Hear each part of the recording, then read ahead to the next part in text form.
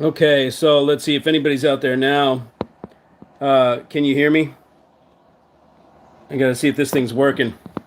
I tried to do it on the desktop so I wouldn't be Jigglemeister, the damn phone like this. I know I got a gimbal.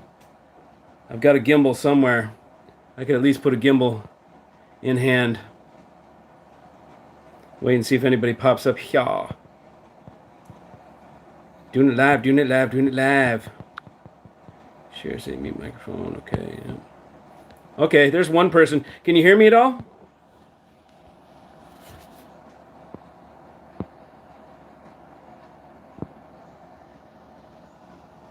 Okay, there's some peeps. Okay, cool. Okay, hey man. Okay, I'm gonna have to go try and find a gimbal or something. I've got something to hold this. I tried it on my desktop. I tried to get this thing going, and didn't work on my desktop for some reason. It was hung up. So now I'm gonna look for like a gimbal or a tripod. I know I think I got a gimbal in here, and then I can keep it from bobbling all around because I know everybody gets seasick when I hold the hand. Okay, good, loud and clear, awesome. Okay, great. Let me. So tonight I figured what I wanted to do is just test out what a discussion is like. This thing around. Nope, it's not it. Here. This is Mikey's closet of all sorts of crap. See, welcome into my closet. Look at that. Room control freak. But we got all this stuff. That's the home theater rig, by the way. There's a whole second system in my walls. You see those that speaker there, that one there. There's one behind the screen. This is all the home theater thing. I haven't even showed you guys that. It's this Marantz, big ass Marantz thing, and the Oppo that I barely use, hardly ever. Emotiva, big ass. See, I don't put any money into the home theater because it's not really a high value thing to me. I don't really care about. Okay, there we go. Now this puppy's probably gonna need to be charged, I'll bet. Yeah. Well, at least I got the gimbal and I can get this thing going. Charge it up while we're talking. I'll try and prop this thing up, the phone up. And then essentially it's just gonna be like, ask questions. Just go ahead and fire away. Ask whatever you want, and we'll see how the discussion goes. Okay, here we go. Okay, loud and clear. How's it going, Mikey? What's up, deaf audiophiliac? Okay, so put this charger in over here on the gimbal, and then I'll make it better for you guys for next time. The other night we were listening to tunes. It was kind of cool. We were just going nuts. We were going off, trying everything, and afterwards, what happens is it puts it up there like a video. And it's the second. I mean, we listened to so many tunes because people were asking, they were calling out requests. And so, here, I can turn this back around so you can see me. People were calling out requests. Whoops. Okay, so let's see. How do I do this? And so we played so many tunes that I would have known, normally that would have gotten flagged. Oh, fuck. Excuse me. Flagged for copyright. And sure enough, they got flagged. Okay, so let's see. Oh, this is a pain in the ass. Sorry, I should be more prepared, but I'm not. Let's see. Okay, I'll just go like this, and then I can move forward. How's that? A little in your face here. There, I put it like that. Okay. Okay, what was there one hi-fi component that you heard that opened your ears to high-end audio?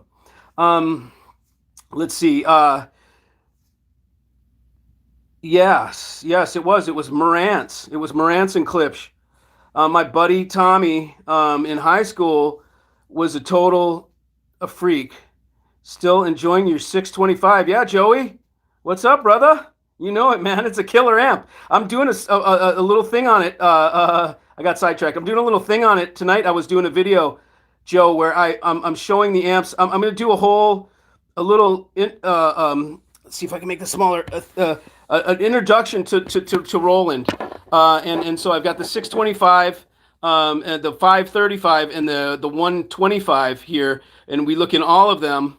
and I show kind of the difference, and we're going to listen to all of them too as well. I don't use a turntable because I don't want to go down that rabbit hole. I have way too many connections in the industry, and I can get pretty much whatever I want, and I would go deep down the rabbit hole. I don't have one piece of vinyl. I would have to start, hey, Travis, I would have to start collecting vinyl, and then I'm talking to guys and asking them about the vinyl, and they say, well, not every pressing is the good. You have to buy 4 or 5 of the same album and then play them all and sell the one that you don't like, keep the best one and sell all the others. I'm like, this is no way I'm starting vinyl, no way.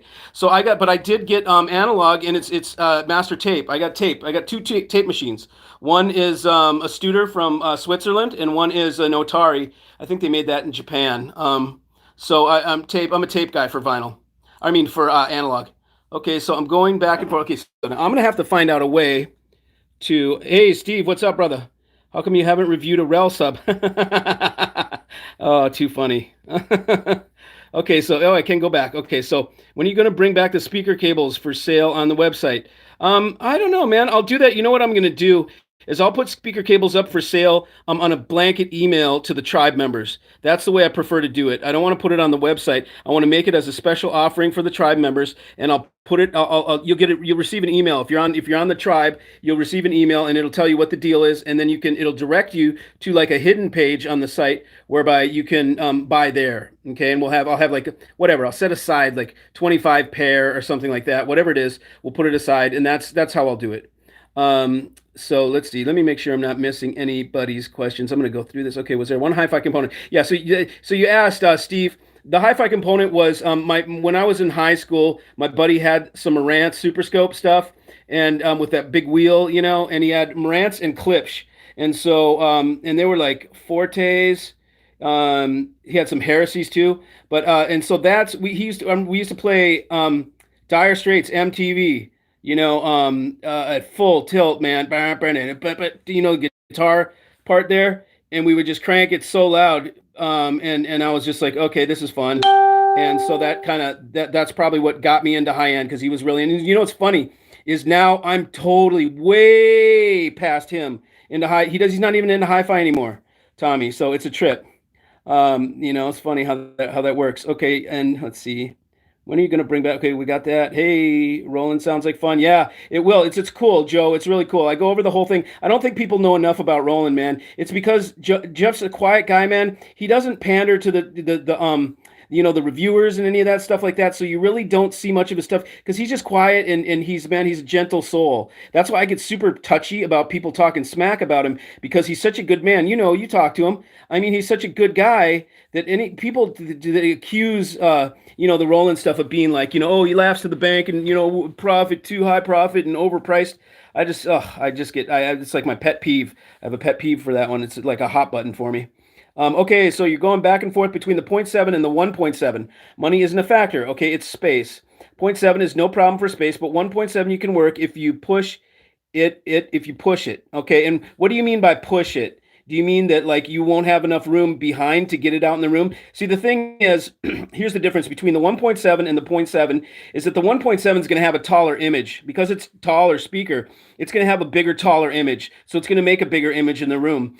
The higher that you get, someone's calling me. I gotta nope. There we go. Okay. And so what you need to bring them out into the room. Front wall would depict which one you'd choose and kind of how wide the room is. Okay, both of them will work. I have the 0.7s in here. My room's 20 feet wide, and the 0.7s work in here, and the 1.7s work in here. It's just a matter of how far out you have a little more versatility with the smaller ones. You can arrange them in more configurations than the big ones. The big ones will be a little more they're just and just the physical size too. They're much easier to move around the 0.7. If you're going to use, are you going to use subs with them? If you are going to use subwoofers with them, then just get the 0.7s, because especially if you cross them over and you do it that way, the Maggies will just be relegated to doing mids and highs pretty much, and your subs will do almost all the lows. So it doesn't matter really. You can have a big full sound from a 0.7 if you put subs with it. And I recommend putting subs with Maggies for sure. I will put dual subs, one left and one right, and it just sounds so good when you do it like that.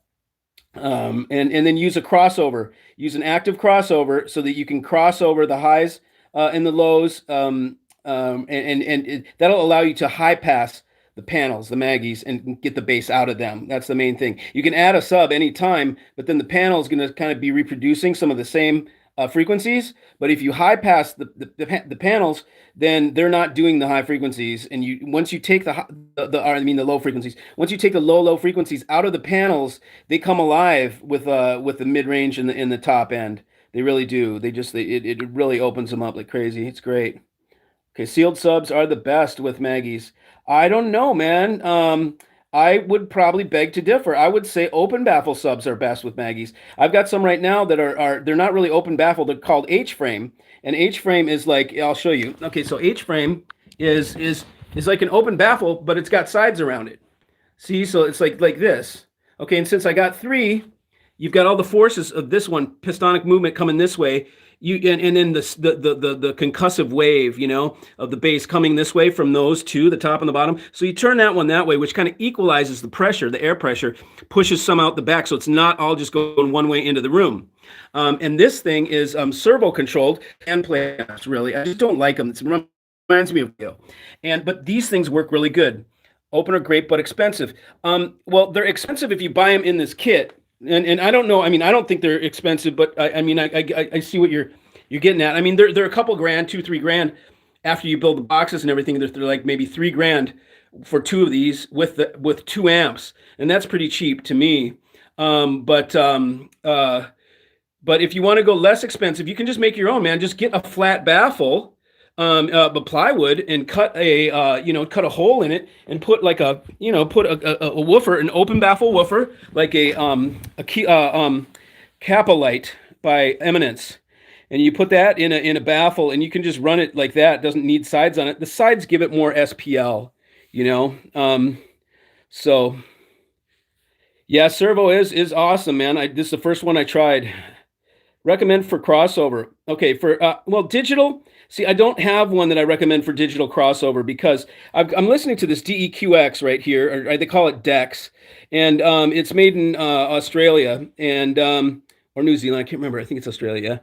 And that thing's pretty good. And that is digital. The thing that I like, okay, this is what makes this one a real deal for me, is that you can slice it, dice it, while it's still in digital format. So I can come out of my server digital. I can go down to this thing digital. I can slice it and dice it digital, and then I can send it out to DACs from here, and then the DAC can convert and then go to the amp.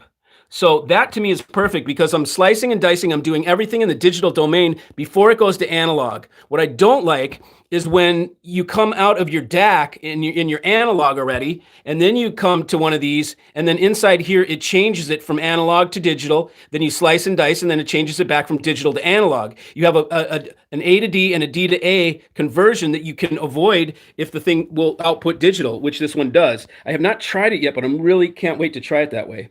So I recommend, okay, for the analog crossover, I recommend Marchand, and you will see I will be carrying, yeah, he's Evets has it, man, Marchand.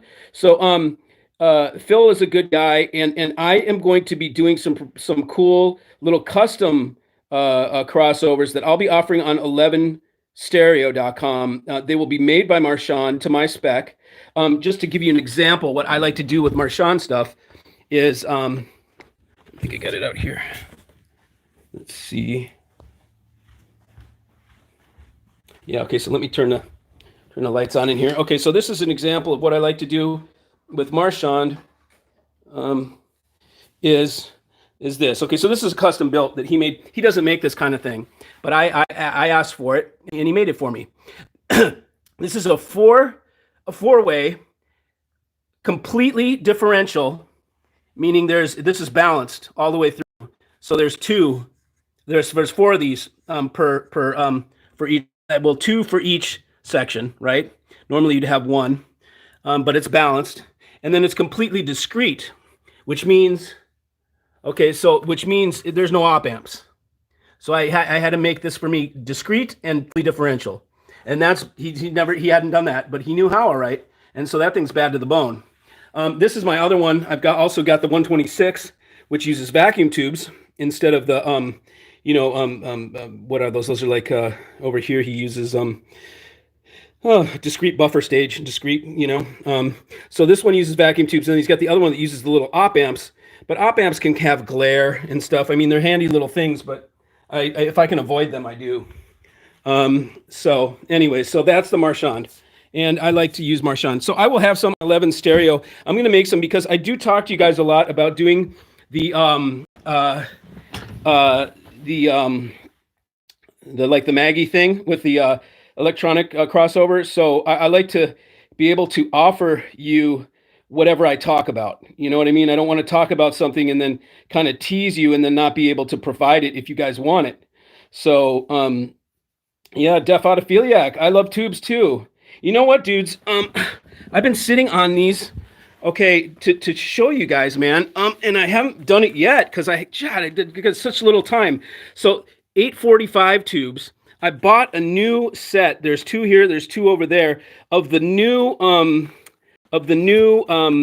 what are they called? They're Pavane, and they're called Acme or something like that. But they're supposed to be the new badass 845s from China. I'm just kind of like, I mean, I normally would not like, look, now in this now what's happening in this climate and everything, I'm not too keen on China. I love the Chinese people. I just can't stand the government. I think it's messed up. I'm not a political guy, but I can't help but be forced into it when I got to wear a mask outside. Okay, so let's see. Passive line level. If you're using a first order. Yeah, I heard about that, man. Someone else mentioned that. And I want to try it. The thing is, okay, so these are my speakers. These are my main speakers. These right here. Okay, they look like Apogees, but they're not. This is something called Analysis Audio. Analysis. See, Analysis Audio these are made in Greece. And this is a 7-foot tall panel, man. That ribbon, I mean, you think a MIKEY ribbon is long. This thing is like another whole 2 feet longer than a MIKEY ribbon, and it's like 3 of them. See, like, look, we go up close. See, can you see? Yeah, let's see if we can. It's hard to see that those are separate ribbons, but there's three ribbons in there. Wow, you can't even, I can see it better with the naked eye. And then in here, you can see how those are neodymium magnets. These are kick-ass. These are called Analysis Audio from Greece. These are and they're planar magnetic. So this is like, I'm a Magnepan guy. I've always loved Magnepan, and these are Magnepans on steroids.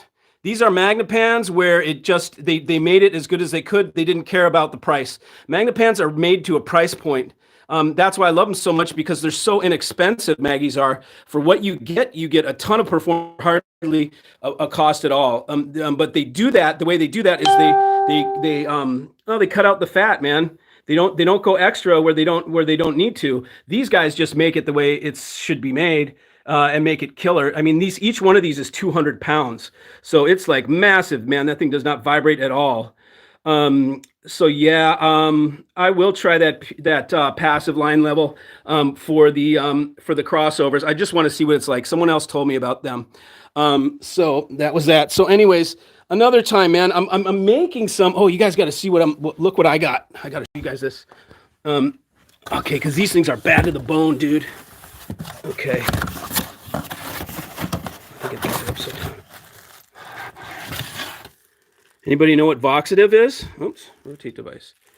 Anybody know what voxative is? Okay, so this is called an AER.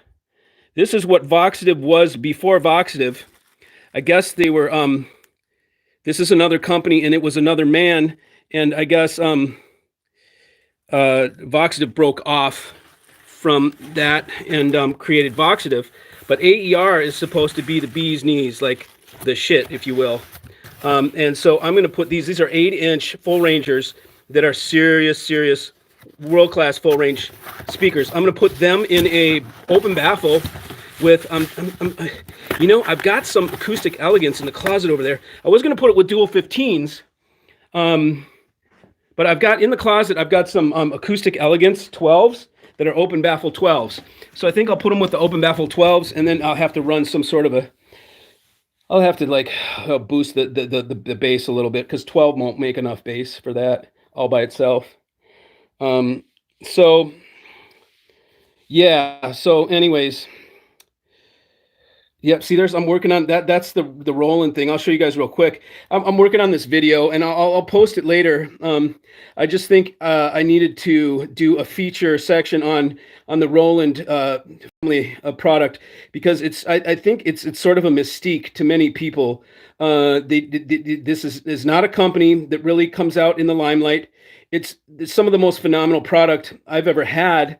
And it's like one of those pieces that the second you put it in your rig, you know it's something you're going to have forever. It's going to last forever. It's just, it has that total vibration to it, you know, and then you play them and they sound so good and they always work. And, you know, it's just such a great product. But we just don't know that much. Generally speaking, people don't know that much about Rowland. They don't know much about Jeff.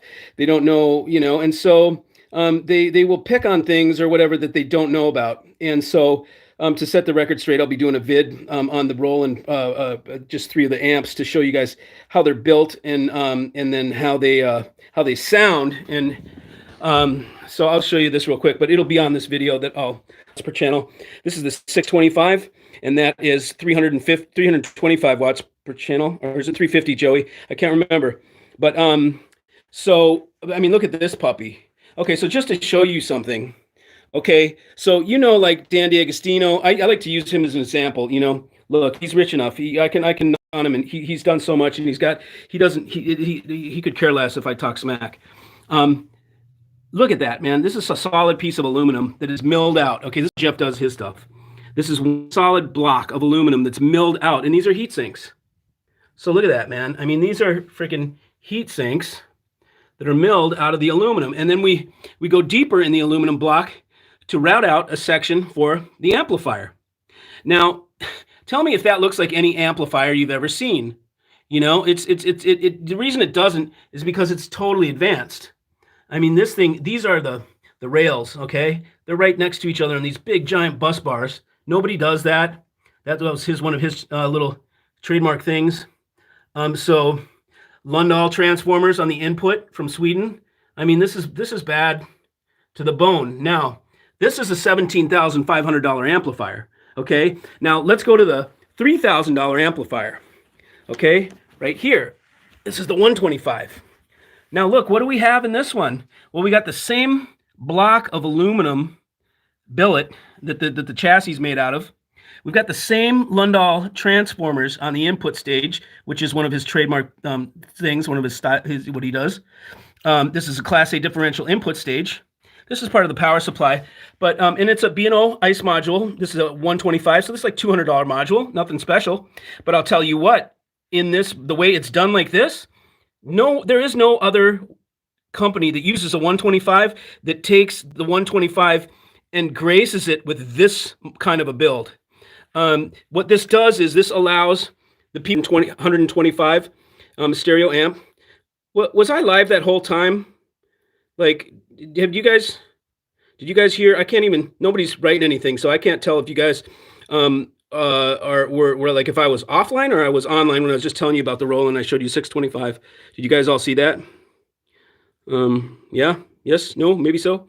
Anyways, so they're built the same. They have the same continuity of build from up there all the way down the line to the entry level, which is right here. So, okay, so let's see. I'm gonna go back here. Okay, so what do you got? Anybody got anything?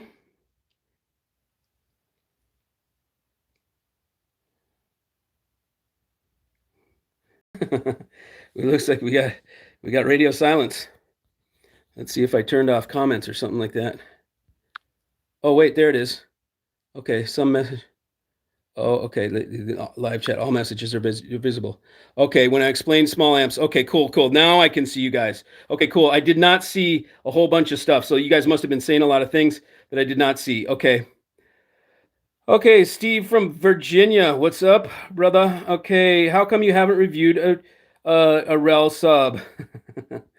Yeah, vinyls is just for fun, not actual fidelity. Yeah, that's right. Yeah, that's cool. But see, I have a way of getting hooked on things that are fun. Let's see. Hey, what's up, Eddie? Bernardino, hey, Mikey, thank you for the DAC shootout. I definitely love the sound of the higher price DAC. I know, it's unfortunate, isn't it, man? I mean, DAC was something, look, dude, that DAC was something that I tried to prove wrong. Like, I wanted to, I swear to God, man, I thought my $6,000 DAC was the best thing I'd ever heard, and I wanted to prove it wrong, but I wanted to get a $20,000 one in here and show how it wasn't even, it was the same thing as the $6,000. No way. What happened was kind of it was funny because I was checking it out for a client of mine that wanted me to check out this $20,000 DAC, and he said, I want you to check it out for me. If you think it's good, then let me know and I'll buy it. You know, I just need you to approve it first. Tell me it's up to your standard. I said, okay, fine. So I called up and I had this thing arranged to come out here, and I'm saying to myself, shit, it's, you know, my cost is whatever, 12 grand or something like that. I'm like, it's not going to matter if I like it, because I'm not going to spend 12 grand. Like, I'm like, no way. There's no way I would, you know? And I put this thing into my rig, and within 10 seconds, I was like, 12,000 is not that much. I could sell some power cords. I could sell some pieces of gear. I could get that. That's easy.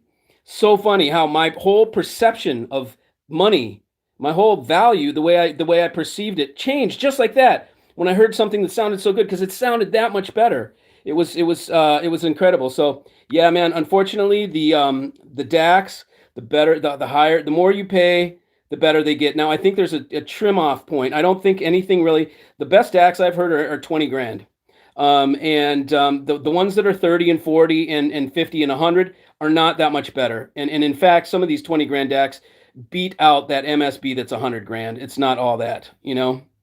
Okay, so the DAC was a Rockna. Opinion on high-end racks. I don't know. I haven't ventured in. I've never bought one. Let's put it that way. I make mine. Okay, so like you can see there. Okay, so this was sort of. I got this. This was okay. Those legs are made from ultrasonic, but the guy he had the shelves are made out of acrylic, which is plastic, and it's static. So you don't want to put static near your stuff. And so I switched it, put some wood in there, and it's cool. But does it make a difference from this one? Like this one that I built out of industrial Tinker Toys? You know, this thing's bad to the bone too, and I can't tell a difference, man. I don't know if it sounds different. Some people will claim, you know, that the rack is just makes all the difference in the world. I guess still points are not still points, but those what are those things that they have three? It's like a triangle that sits on the floor. Sistrum. I guess you know, those are supposed to be really good. You know, so I'm not sure about the high end racks. You know, I'm just not sure about that. Okay, so let's see what DAC. Oh yeah, the DAC. Oh, I got it. Where is it? Oh, so this, just so you can see, this is the one. This is the one that I tried that just railed me. This one here. It's still to this day, it's one of the best imaging DACs I've ever heard. It's just a little bit on the harsh side, alone by itself. It has a volume control on it, but it's a digital volume control. They say that they couldn't tell the difference. I think they're full of it. What happened was they needed to get the thing done, or they needed to. There's some story behind that I don't know, because it's way too good of a DAC to be harsh. And so you need to team it up with like a tube preamp or something, and then it's okay. But like the APL Hi-Fi, which is my new reference, my latest reference, it's been my reference for maybe a year, is this one, APL Hi-Fi. This one has a tube output section. It's got, there we go, see the Lundahl transformers again, and you'll be seeing that again and again. That's in some of the best stuff. So it's got transformer coupled output along with the tube output stage. And so this one has the smooth nature. It's nice, and it is super detailed as well. So it's a nice cross of the two. Now, the one that the DAC that I have really been championing or pushing or whatever is this Audio Byte right here, this Vox and Zap power supply. That is made by Rockna. Okay, so the same company that makes this, the same engineers makes that Audio Byte. And so, and don't worry, guys, I'm going to get a gimbal here soon. I've got it charging right there. And in a second, when that thing's charged up, I'll put this on a gimbal so y'all don't get seasick. Again, just a little bit unprepared. So, okay, so what do you think about the Audio Research D130 solid? Okay, I don't know what the D130 is. What I do know is I don't like current model Audio Research. You'll notice this the more you hear me talk or whatever, you will find out.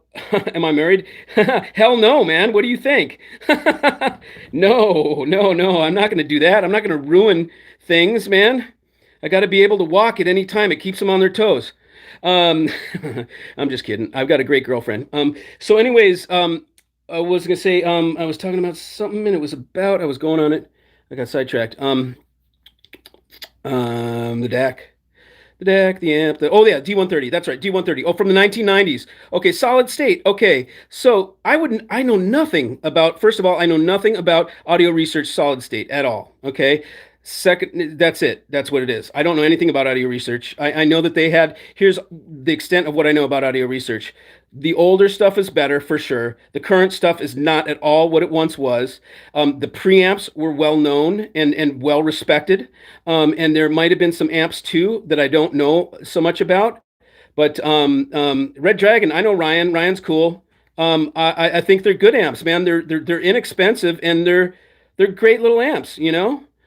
So how dare I? I know, right? Oh, what? Who's Jeb? What did Jeb say? I don't know what he said. Some about maybe some about uh, audio research or something maybe. Oh, Tex is here. What's up, Tex? So anyways, let's see if I got any other questions here that I missed. Um, right. Okay, let's see. What DAC do you recommend? Up to $1,000. She man. Lao, who you're, dude, it's out of my wheelhouse, brother.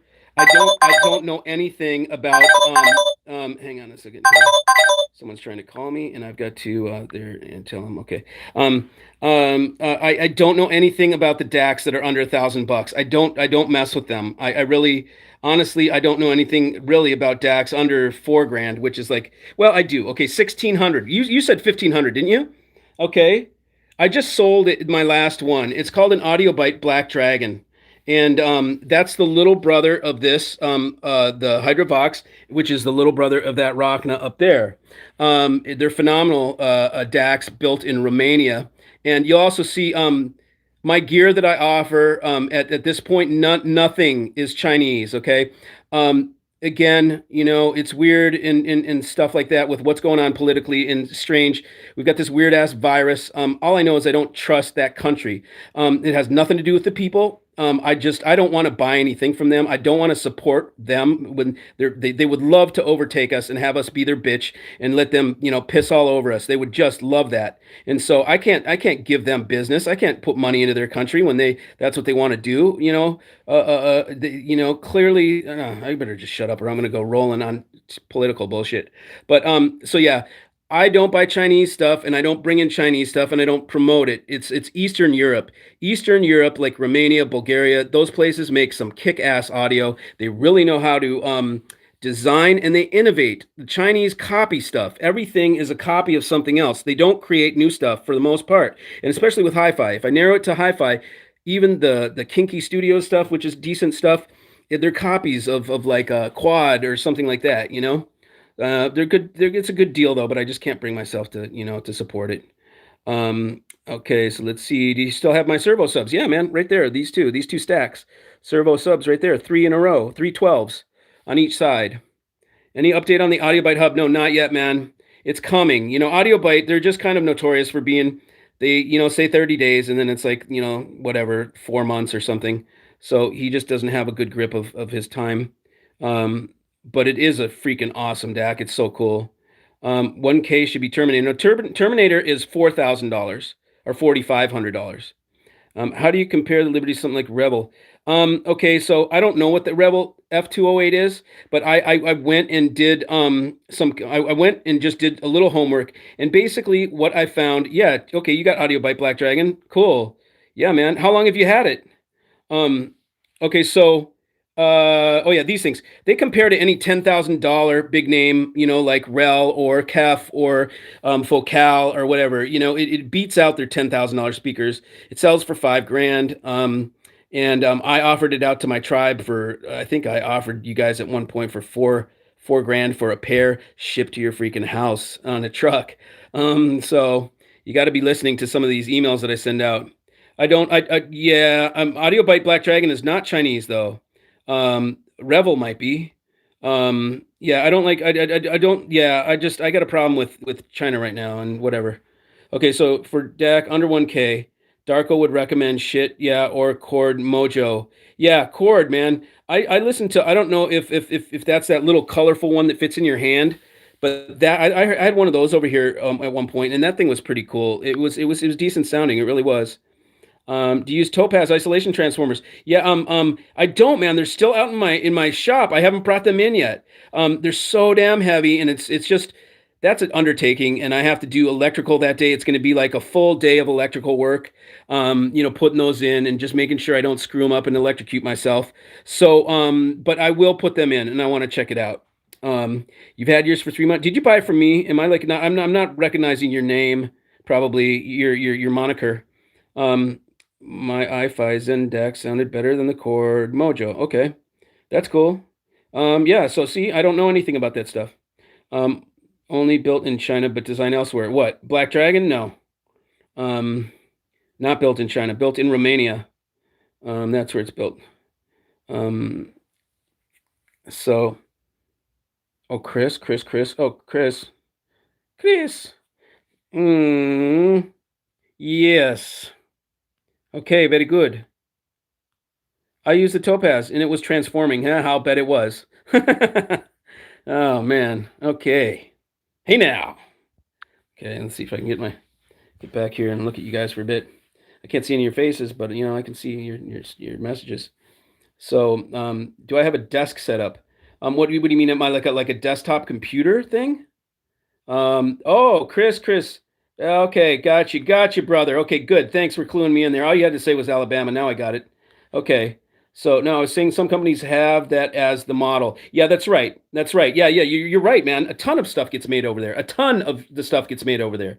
Like, even stuff that's American brands, like, like Manly or something, like their headphone app or something like that will be like made over there. Maybe they do final assembly here or something, but it's still audio stuff when I'm working at my desk. I do, but I don't. I do have a desk set up. It's nothing special, man. It's not even hi-fi. I mean, it sounds good enough that it's like these what are they? They're actually Alltech Lansing, believe it or not. Little ass yeah, Marius, what's up? It's Alltech Lansing, but it's just like it's a subwoofer and then two satellites. It sounds fine, man. I don't listen to music at my desk, really. That's the bottom line. I just don't. So that's why. That way QC can be done in the States. Okay, yeah, huh? Alltech for reals. Yeah, it's not old Alltech. It's just the name, I mean, it'd be killer if it was the real Alltech. I'm sure it's just they just, use the name now and it's like some who knows who owns it.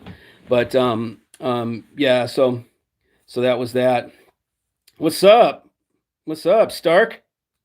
Yeah. Right, man.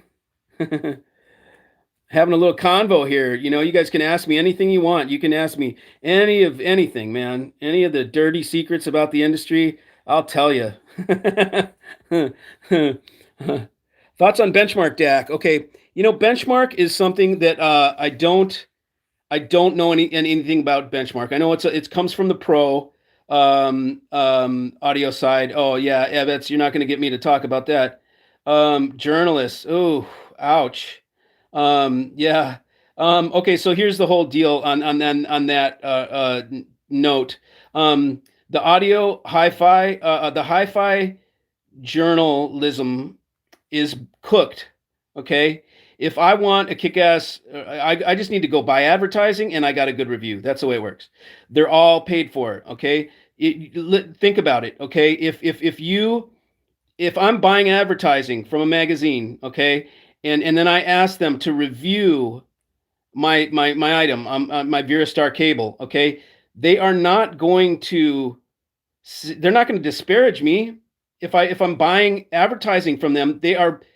There's no way they can be unbiased, So you need to take it with a grain of salt. Almost every single there's the trifecta, okay? it's the corporate manufacturers, okay? Like the ones that have gone corporate, like the names like Macintosh, Focal, Sonus, Wadia, that's a Macintosh, Audio Research, all that stuff that has been sold off to a corporate entity. Those are corporate companies, okay? They are in cahoots with the dealers, okay? The brick and mortar dealers, some of them, the big ones, and then the magazines are the online reviewers, okay? So you pay for advertising, you get good reviews, and then they're only sold at those certain dealers. So all three of them, they have a lock on those brands, and they have a lock on their little racket, okay? And so and the thing is that they are the ones that have the money to do all the ads. So when you go to learn, let's say you're new, you want to learn about the brands and find out what's good hi-fi. I don't know. Let me go to Stereophile website or whatever. You're going to find tons of ads plastered everywhere, okay? And you're going to get attracted to those ads and say, oh, yeah, I keep seeing this Macintosh thing. What is that? Then you're going to read a review about it. Well, that's by design. By design, they plaster the ads for those corporates. Entities have the most money to run ads, so they're going to run them more than anybody, okay? And you'll see them all over. Then you'll read a good review on them, and then they're going to send you to the local brick and mortar to buy a Macintosh, and you're going to get some totally petered out thing that is not even close to what Macintosh used to be. It's going to be something that's maximized for profit. And the strangest thing is that those are the things that have the best resale in the market. Because they're marketed so well, they're the biggest piece of shits, but they have the best resale, and so people buy them because they're like, oh, well, I don't want to lose money on my thing, so let me buy this name because I know it's going to bring good resale. But really, you're just kind of swimming in the stuff that's totally just boosted for profit. There's nothing that unique about it. They don't sound like they used to. They're not excellent audio products like they used to be. The smaller companies are the ones that are the best because the owner still works there. The heart, the passion is still there. The guy that designed the stuff is still there. Once you get to a corporation, it's gone, man. They aren't as good. PrimaLuna needs more oomph in the power source from what I hear. Yeah, PrimaLuna is a smart brand. Okay, that's Kevin. Uncle Kevin out there made his own brand to sell tubes. So he got tube amps. He can sell tubes. He can sell tube amps. He can sell those amps with clips and those amps with all the other shit. He's a smart guy. He's a businessman. Kevin is a smart businessman. I will give it to him on that. And those amps are not that bad from what I see. They look like they're point to point. I would let's see, what was I now? There was somebody. I can bring in some amps from Europe. Yeah, thank you, Marius. I appreciate that. China, whatever, man. Anybody that's trying to defend China right now, you really got to think about that, man. The world is freaking dying. Everybody's grandparents are dying because China wanted to eat bat heads and shit like that. I mean, whatever.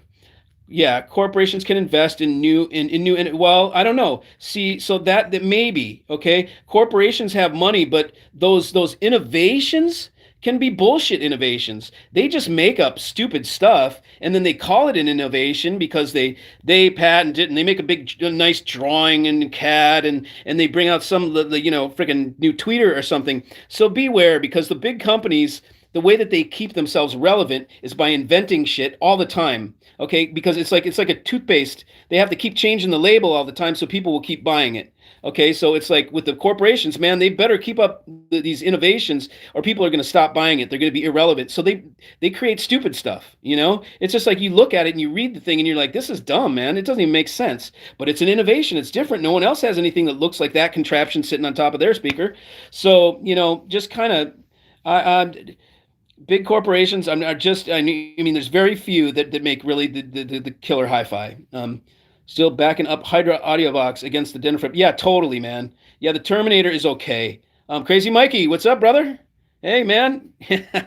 Yeah, man, I don't have a cough, because I freaking stay inside all the time. I've not tried Paul Whitaker. I've tried to get Cord, and I called them up, and it was a while back, and they just kind of like, you just sort of with a grain of salt, just meh, wasn't that, moved by it, and I'm not about begging people or kissing up to make anything happen. I just put things out into the universe, and if they happen, then I think they're meant to happen, and if they don't happen, I think they're not meant to happen. So I don't make it my will with things. I kind of let the universe sort of, give me the signs what is right to go after. So I haven't checked out chord, and I'll try it again. I will. I don't do sound engineering. No, I don't. My brother does. My brother's a tracking artist, and he does original music composition and stuff like that. And he's a guitarist. I am just a hi-fi nut. That's all. But I like to think that I have a decent ear. I think I'm pretty damn good at putting together a kick-ass audio rig. I know that when people come to me and give me a bunch of money, I can make wicked systems, and I do make wicked systems.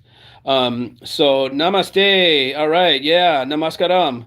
My spirit honors the spirit within you. That's such a cool saying, man. I love that. Anyways, yeah. So I think I answered what I was supposed to answer, right? Let's see. Let me go here. Good music streamer for around 2K and under. Okay, I got something for you, and I have to listen to it, man, because here, I'll show you what it is. It's here, but I have to listen to it, and what's going to probably happen is, okay, so here it is. This thing's called a Zenion, whatever the hell. It's a German product. Okay, so I bought this thing from a distributor that I know, and I can be a dealer for it. I can resell it. It's $1,500. But I buy this thing, and I'm thinking, okay, cool. It's German because it's a German company. But then I look at the bottom of this thing, and it's like freaking made in China for Zenion.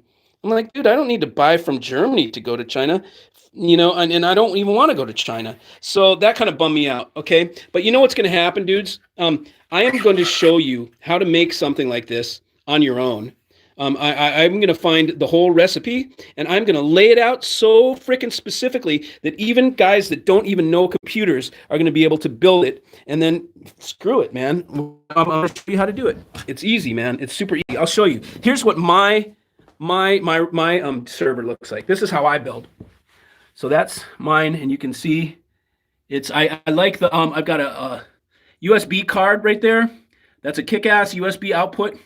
I use the what do they call those the solid state drives that are on the cards, and I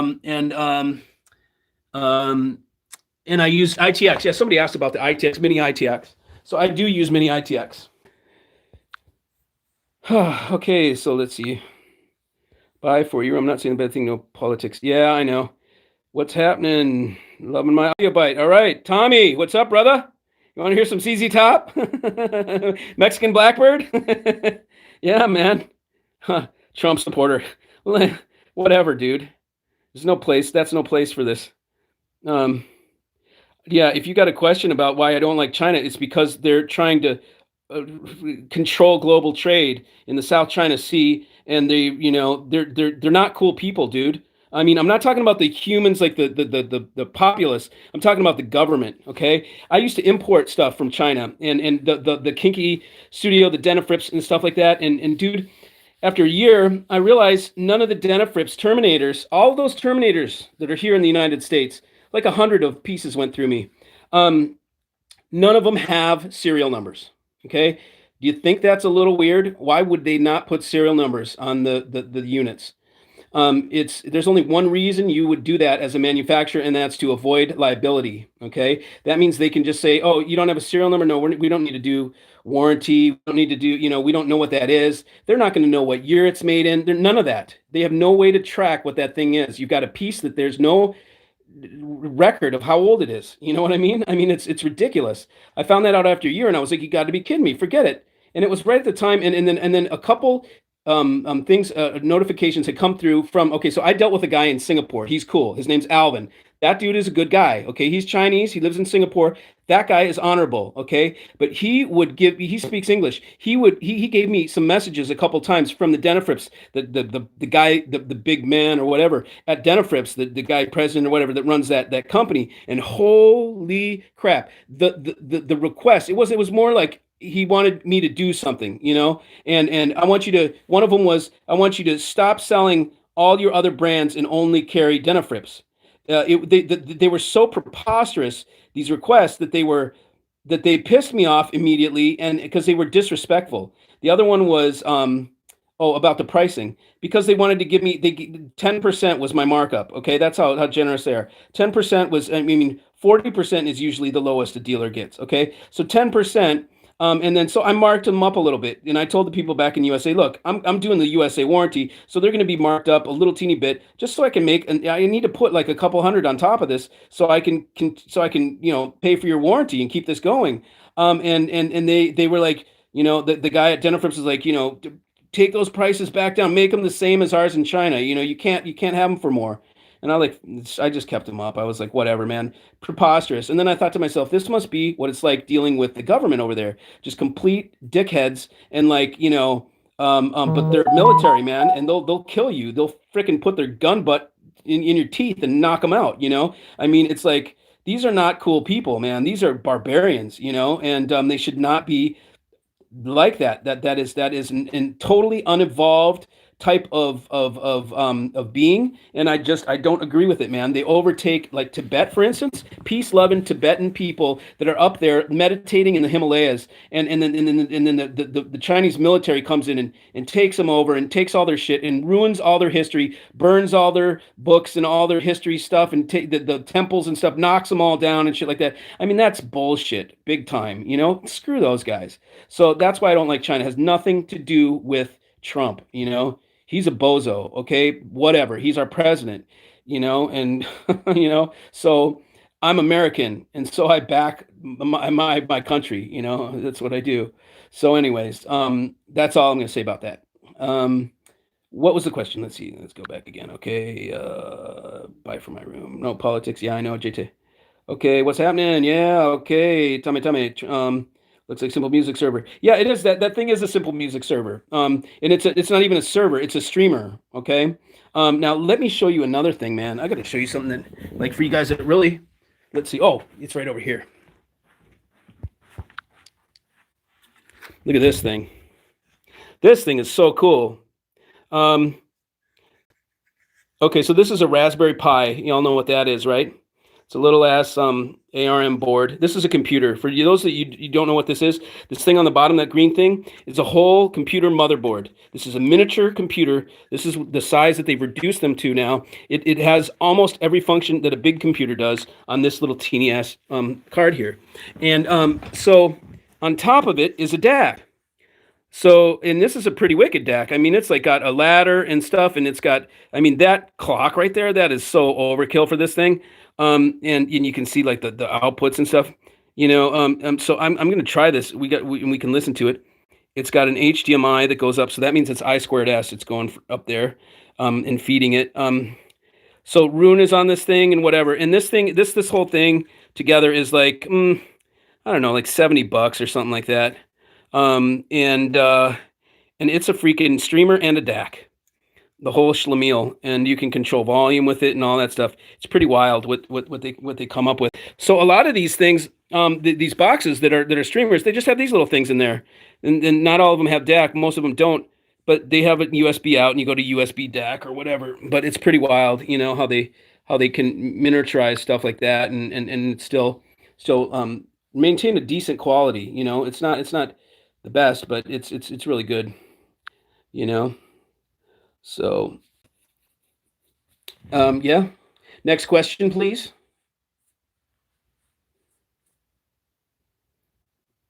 Is this thing still going? Looks like it. Okay. Yeah. Somebody throw me a question. Can you hear me? See, like right now, I don't see anybody saying anything, so I can't tell if let's see, all messages are visible. Some messages, potential spam may not. Okay, hide all. Okay, I see. Okay. Oh, that's weird. Okay, so let's see. Okay, so here we go. Okay, there we go. That's just weird, man. Sometimes you're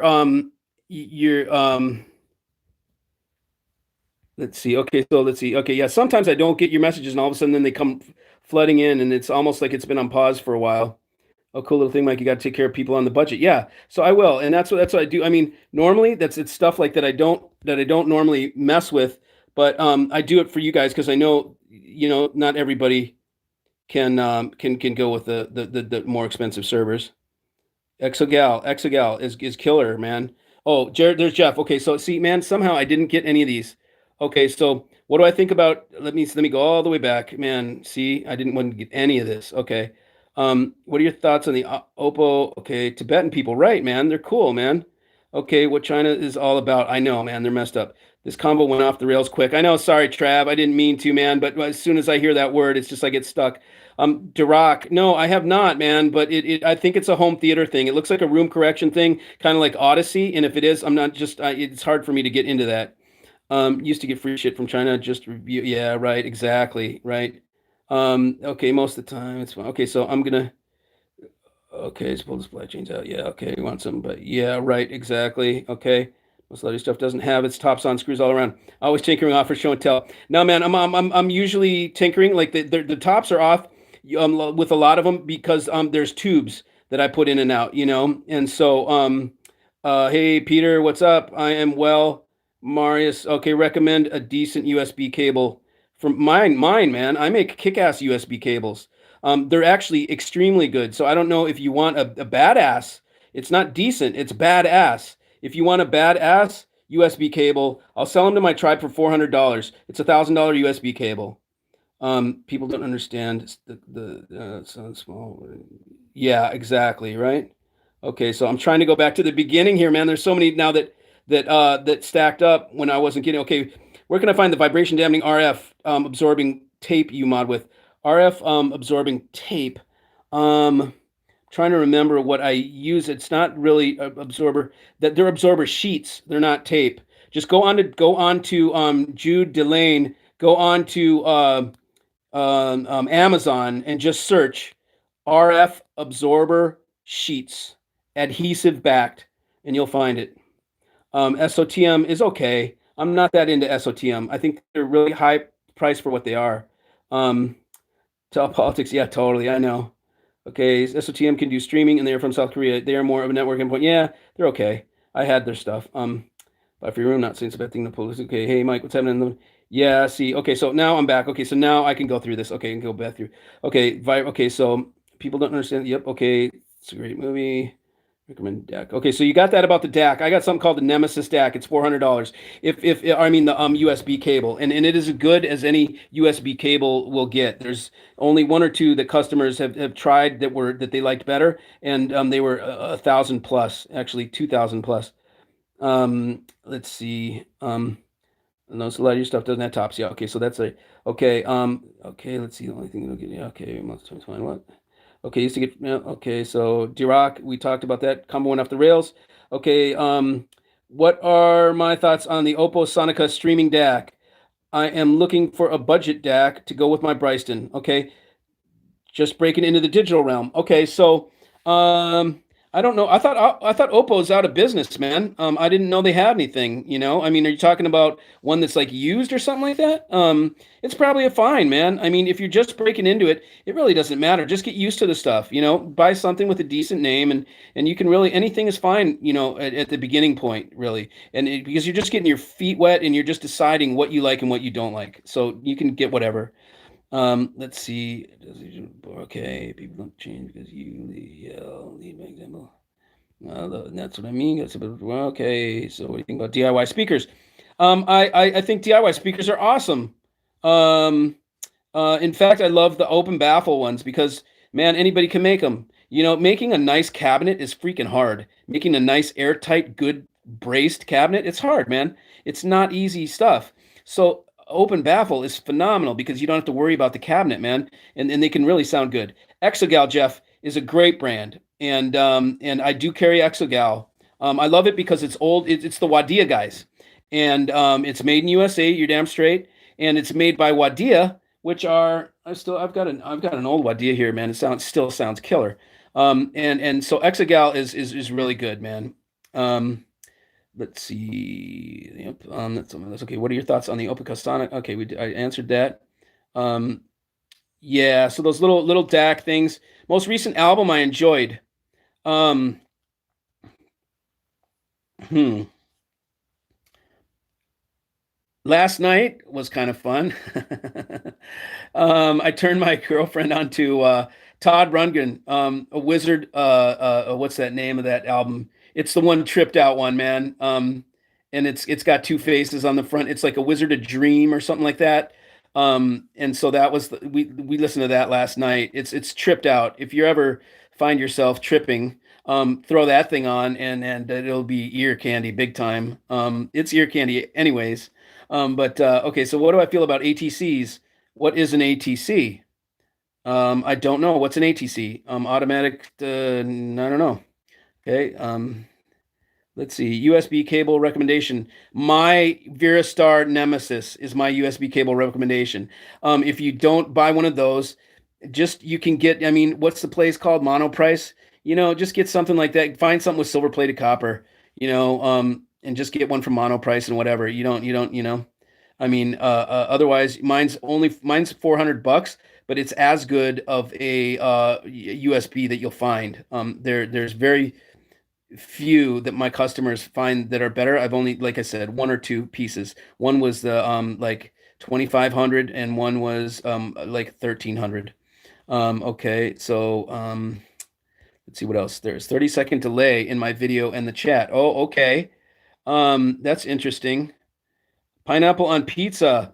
Hell yes, dude. Not all the time, but there should be a pineapple pie somewhere with the pies that are sitting out there. I mean, yes, but it needs to be fresh pineapple, not the definitely not the frozen crap. And the canned stuff, forget about it. Fresh pineapple with green pepper, with some Canadian bacon.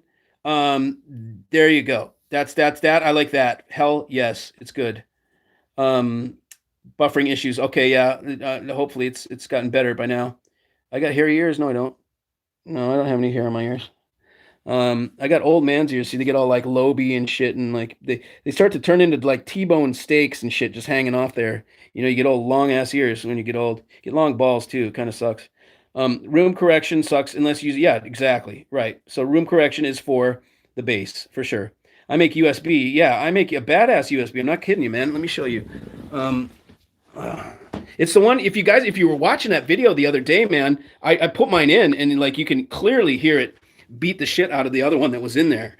I don't know if you can see this, but that's braided leather on top of it. Like I have it with so that it damps vibration. And then I've got the 2 5 volts on the outside separated apart. It's a killer USB. $400 for the tri for a 1 meter. And that is something that is a $1,000 USB cable. Okay, so how can we buy? Okay, so you just go to 11 Stereo, 11stereo.com, and you need to sign up to be a member. Now, see, that's the thing. I've got for buying hi-fi, I've got a group, enthusiast group called the Hi-Fi Tribe. The Hi-Fi Tribe is dedicated to making hi-fi cool, because if you go to a hi-fi show now, they're lame. It's just stupid, man. I mean, you walk around and just a bunch of idiots and charlatans and bullshitters and it's just like for us, especially if you're somewhat younger, it's like your grandpa's shit, it's not cool. So and not only that, but they'll ridicule you for not knowing, and they act all arrogant and crap like that. And it's like, you know what? I'm going to make my own group and it's going to be a cool place where people don't bullshit each other, where we don't talk about stuff that we've never experienced firsthand. Like too many people just on forums for hi-fi talk about crap, the things they've heard, things that other people have told them, and it's so much misinformation is spread that way. So, anyways, you go to 11 Stereo, sign up for the tribe. It's free, but you just agree to not be a dick, and then you can come on and you get I give you, if you want something, all the stuff that I price online. Some of it is I import, okay, and I can't publish the price that I'll really sell it for, So if you want something, you can ask me. Most anything that's like $3,000 or under, that's the price. There's not going to be any additional. I'm pricing it right. Once we get up in the higher numbers, okay, it's like the double digits, then I can start, and especially if it's something that I import, then I need to put that price up, but I don't need that much dough off the deal. I can just take a couple G. I don't need 10, off something that's $20,000 or whatever. So I'm really kind when it comes to that regard. Like if you're gonna buy something like those monoblocks right there, whoops, like these things that are from Romania, and there are those are from Serbia. Those are huge single-ended triodes that are like 60. No, they're 120 watts.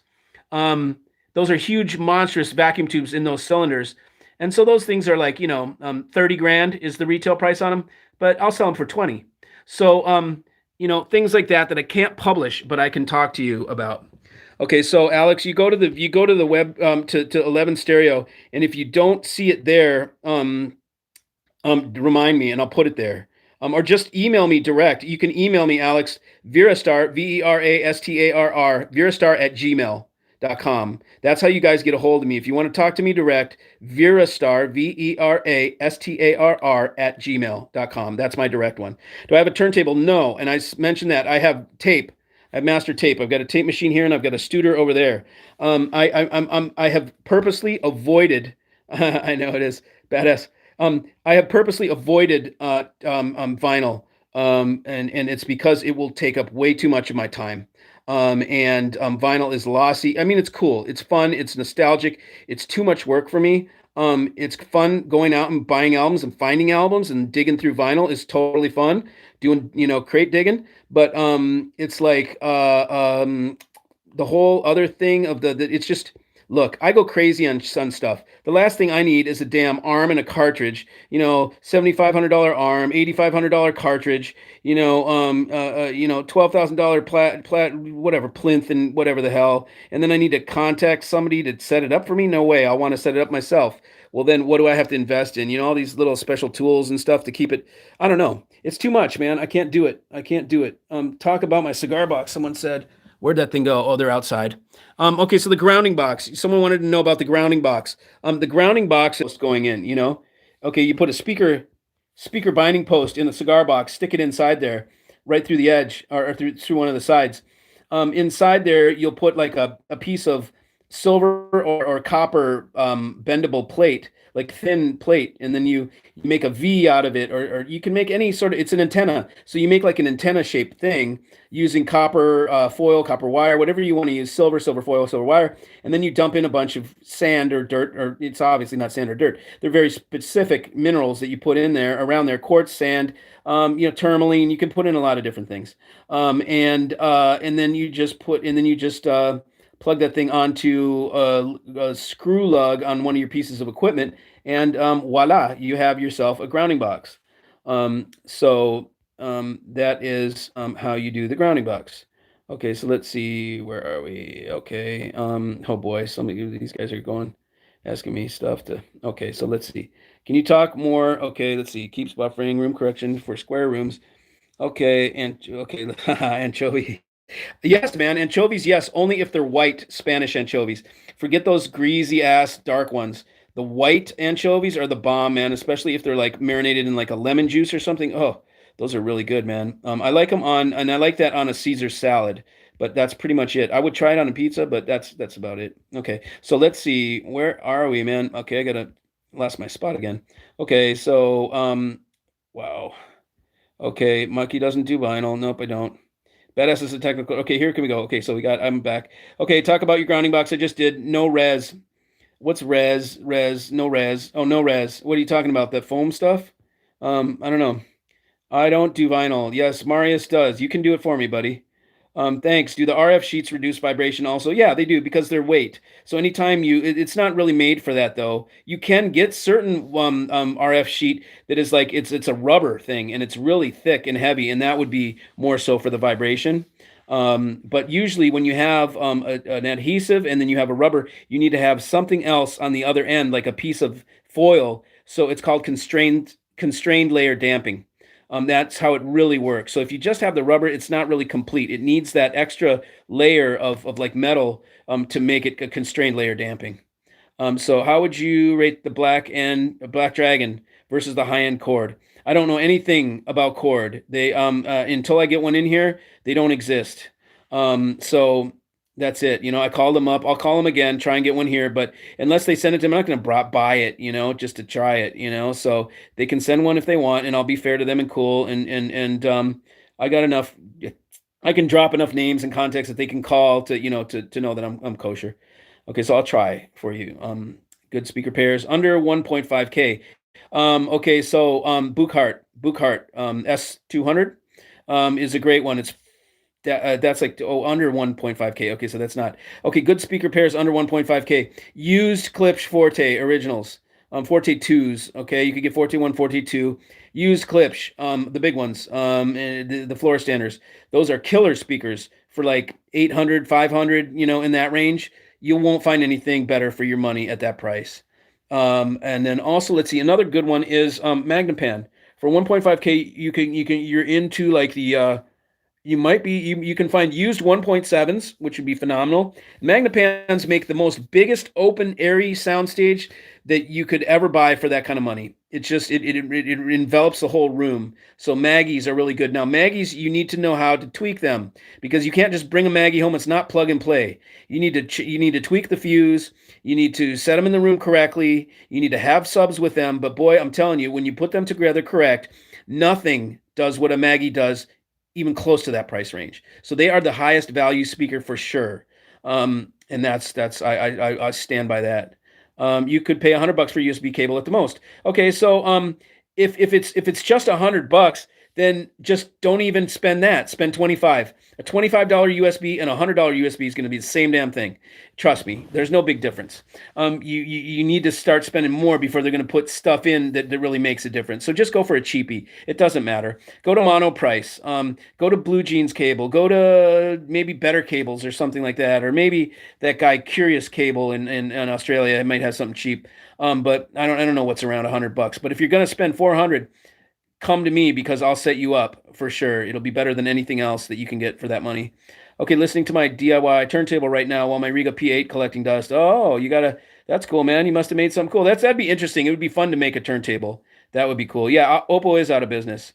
Okay, you own a Nemesis. Okay, Joseph. Oh yeah, Joey. What's up, Joey? Okay, so Joey there, he's vouching for me on the Nemesis, the USB, so he likes it.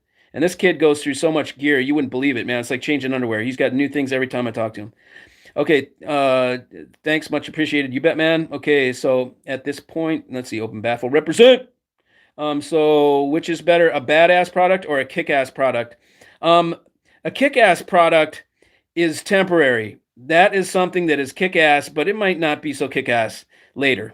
A badass is there to stay. It's always going to be badass no matter what. So that's the distinction between badass and kick-ass. Badass, it's always going to be that way. It's established. Kick-ass is something that, yeah, you found and it's kick-ass, but might not be kick-ass next week. So that's the technical distinction. Okay, Exogal is very good. It is. Exogal's awesome. I really like it. What do you think about making open baffle out of concrete? That'd be freaking awesome, man. What are you kidding? Yeah, good luck. Tell me how it works. That would be messy. But yeah, if you can make a speaker out of concrete, there's nothing better. It's absolutely dead. You want to use something that is like no, not big, no aggregate in there, just like the thin stuff that is like really dense. Okay, so what do I think about the i-Fi USB noise suppressor? I don't know anything about them. Any of these little i-Fi, little teeny things that are like little tweaks, I don't mess with them. So like a noise suppressor on a USB, I would get something else. I would get something like a converter box, that would kill the noise. It would reclock as well, and then it would convert to like I2S or convert to something else usually. Do I have an opinion of ATC speakers? Oh man, what are they like? I'm trying to remember what ATC is. I think they're like theater speakers, aren't they? And name? No, I got no deal with name at all. I don't know what is up with name. It's English, British, right?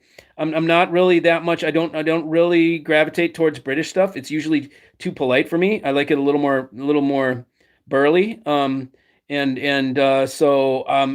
especially the ones that are all like the same box and they're like their own, like with green lights or something like that. I think that's like name. I don't usually gravitate to that type of stuff. It's more of like a lifestyle product or something. So I'm sure it's great. I mean, it's been around a long time. I just don't know anything about it. Is my music server still in the rack? Yeah, it's there. It's over there. I just showed you guys. Compared to me, you're a lo-fi audiophile. I know. That's what I'm saying to most of the people. When I'm talking and I say something is like crappy, Okay, my crappy can be a lot of people's great. So take it with a grain of salt. I'm really picky, and I'm very picky, and I will spend not stupid amounts. I don't spend stupid amounts, but I will look. I'm a dealer, so anything I buy is half off, pretty much. Okay, so not only do I get it half off, but then I trade my cables for it and whatever. I end up getting the stuff that I want and without having to go and sell an arm or a leg or whatever. So any album I was speaking of, trying to find out a title. Okay, so it's Todd Rundgren. So TODD, then space RUNDGREN, Todd Rundgren, and then it's called. And then you look at the albums, and it'll be the only one that looks like totally trippy. It's like purple and blue, and it's got a face on it with like another face, like looking another way, and it's just whacked out. It's interesting, and it's trippy, and it's like ear candy. It's a fun album to listen to, and it's interesting. So you'll probably have fun with it. So let's see. Okay, I'm trying to hit everybody's. Okay, let's see. Where am I? Okay, I got ahead of myself here. Okay, where are we? Okay. Oh boy. Okay, where are we? Okay, let's see. Okay. Show where the hell? Okay. Okay. Oh, okay. Here we go. Okay, I'm back. Okay, so music server still in the rack. Yep. Okay, compared to you, a lo-fi. Yep. Okay, so keep that in mind when I say something. See, people think, if I say something like that, I might say something is junky, but man, if sometimes I can just say that offhand, and I'm just giving some a hard time. I am super picky, so just realize when you talk to me and when I'm giving out I'm a picky mofo. Okay, so ATC is speakers. Okay, great. Do I know the album? Yeah, I told you about the album. Okay, thoughts on rhythmic servo subs? I've got them. I own rhythmic servo subs, and I think they're awesome. PS Audio, I do not like. I think PS Audio is like it's total mid-fi. I don't think it's hi-fi. It's like and it's also the stopping point for the people that like to use the term diminishing returns. That's where everybody that thinks that diminishing returns is bad, that's their stopping point. And my golly, they're going to fight about it and tell you that you don't know shit because you don't like PS Audio. You're a stupid ass because it's the best hi-fi thing they've ever seen. Well, that's cool. Some people have not seen better than PS Audio. I happen to. And also, I judge these companies. I go to their websites and I read what they market, how they market. And PS Audio fluffs the piss out of everything. They make everything seem more grandiose than it is. And that means they're stroking you, and I don't like stroke job type marketing. It's just it's like presumes that the customer doesn't know anything, and so PS Audio is fluff, and so but look, the guy has a great business. Okay, he's successful as shit, and he's doing something right. I don't like it, but the guy's successful, so you can't knock him. Luxman, I guess it's pretty good. I don't know that much about it. I'm not going to buy it. But I don't buy anything that's in all the brick and mortar stores. I just and that's corporate, run by the guys with the suit and ties. If I go to a show and I'm at a music show and there's a room with suits and ties, I'm not buying that gear. Okay. So Name, I don't know anything about. Somebody just asked about Name. I just don't know about it. Again, I think it's British. I'm not attracted to British stuff. I don't know why. It's just I have most of it. I like a little bit more. Usually the British that I know sound is kind of polite, and it does. I like something a little more, I don't know, aggressive's not the good word for it, but tough. Something that you can turn up really loud if you want to, and it's not going to break. And I don't know, maybe that doesn't mean anything, but I also like it to have a little bit more forwardness, not so calm. Okay, so ATC is British. Okay, cool. And they're excellent. Okay, cool. What are my thoughts on high fidelity cables and adding magnets to cables? Okay, so my thought is Ricky is a freaking nutbag, and I love him, because the guy's nuts, and I love freaking nutty people like that because they're like me. We're all freaking weirdos, okay? And Ricky is no different. He's just his own type of weirdo, and he invented something. So fucking hats off to the guy, man. He invented something. And he got a patent on it. That's more than most people do. Okay, I don't like the sound of high fidelity cables. It sounds too shrill and too harsh for me. Too much high end or top end, and not enough body to it. So that's every time I've heard them, I don't like them. The sonic of them. There's plenty of people that do like them, and I do respect Ricky for what he's done. Plus, he's got big titty bitches at the shows that can't. That just I mean, you can't shake a stick at that. Yeah, he's cool. He's cool. I don't know him very well. I say hi to him when I go to the shows. I sit in his room. I give him the respect. In fact, I watched one of his demos and I bought something from him because his damn his demo was so compelling. This damn thing that he did, he was working so hard too. It's like, oh, I got, I don't care that he's my competition, man. I'll buy something from him. Who cares? And so I bought a thing from him for whatever, $100. It was one of those plug-in little things with magnets. And if anybody wants it, I'll sell it, for whatever half retail price is. It's a cylinder with it plugs into the wall, your AC outlet that has a bunch of magnets on it. And so if anybody wants one, I've got one of those and I'll sell it for half price. Okay, the SCM 12 Pro. Okay, cool. I don't know what it is, but that's cool. Okay, anchovies. Yep, anchovies, white anchovies, white ones. Okay, EP for ear porn. There you go. Okay, room correction for square rooms. Yes, keeps buffering. Okay. Can't trust a man who likes pineapple on pizza. Dude, try it. It's fucking awesome. Have you ever tried, let's see, let's see, the other weird things that I like. Peanut butter and mayo and banana. Try it. Don't knock it. It's awesome. Peanut butter, lettuce, and mayo is awesome. I got that from Elvis. No, I got it from my dad. He's a weirdo, but it's good stuff. Long ears and balls. I know, isn't that crazy? That's what happens when we get old, dude. Start getting like hitting your knees and shit. What about 18-inch USB half price? What's that? Oh, because it's at half a meter or something, probably. Yeah, nope. I'm sorry. It doesn't at that. It's mainly at that price. It's labor and that kind of stuff. And at that point, a little bit more material. It's not that much different. The shows are for huge egos. Yeah, they're not cool, man. I mean, you go there as a semi, you think you're a cool kid or whatever, and you go there and it's just like lame old dudes and shit, It's like, what the fuck, man? What is this shit? And then the attitude too, and then just dorks and shit, And it's like, man, what the hell, and it's just, if they're nice, it doesn't matter. I don't care if a guy, what anybody looks like or is like, if they're geeky or whatever. I'm geeky, but when they're not cool and they talk smack and they act arrogant, like they're, I don't like that. So we're making our own. The Hi-Fi Tribe is the cool place to hang for sure. And we're going to converge on shows. We'll meet in the lobby. We'll cause a whole bunch of ruckus. We're going to have a blast. We're going to be like those, what is that show with the Who? The Kids Are All Right? Like where they're all hoodlums, like cruising around on the scooters and shit. That's going to be us, at the shows. Okay, can you talk more about the AGD Bespoke Class D monoblocks? Yes, I can. And on the other video about Jeff Rowland. Okay, yes, Travis. Okay, so the AGD is, I could probably just use my own terms. Can I? I can say it. Can I swear? Can I cuss? I don't know.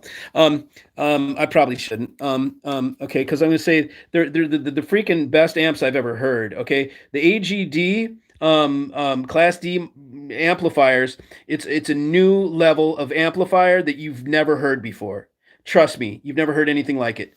It is so clean and so clear and so distortion free that it freaks you out. You don't know what you're listening to. You listen to it and you scratch your head. You're like, what the hell is this? Like, how is it doing that? And then you start thinking, like, what are they doing in here? Like, is there some sort of DSP or what are they doing? And it's none of that. It's a new material called gallium nitride, and it makes amplifiers that have specifications like you've never seen. It's the most cutting edge technology for audio amplifiers, and it has the best specification of any amplifiers ever made in history. So when you listen to them, it sounds different. It freaks people out, man. They don't know what the hell they're listening to. You watch them at the show and they just go dumb. Like they sit there and they don't want to leave because it sounds so good, but you can see them in their head, man. They're confused because they've never experienced anything that sounds like that. They're like, I can't, and then they all comment about it. So AGD is a huge recommendation. I couldn't recommend anything more.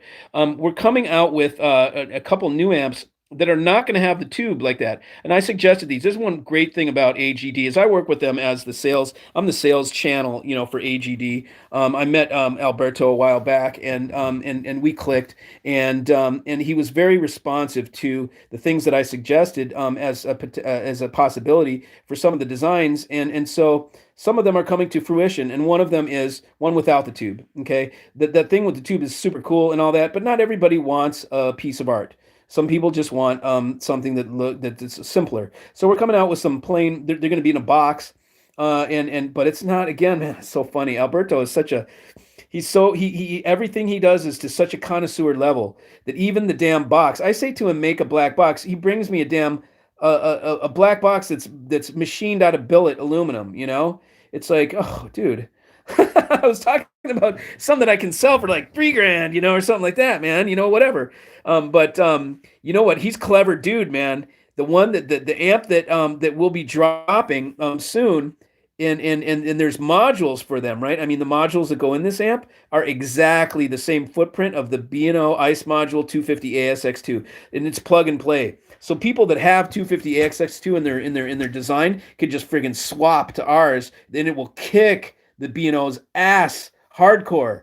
And they just swap. All you got to do is swap the board out. Take the module out, put ours in. It fits right in the same spot, same hookups and everything, and it's twice as good or better. It's just it floors it. So AGD could not get as a higher recommendation. I can't say enough good things about them. So I highly suggest it. Where are we? Okay, okay, got to go back and see.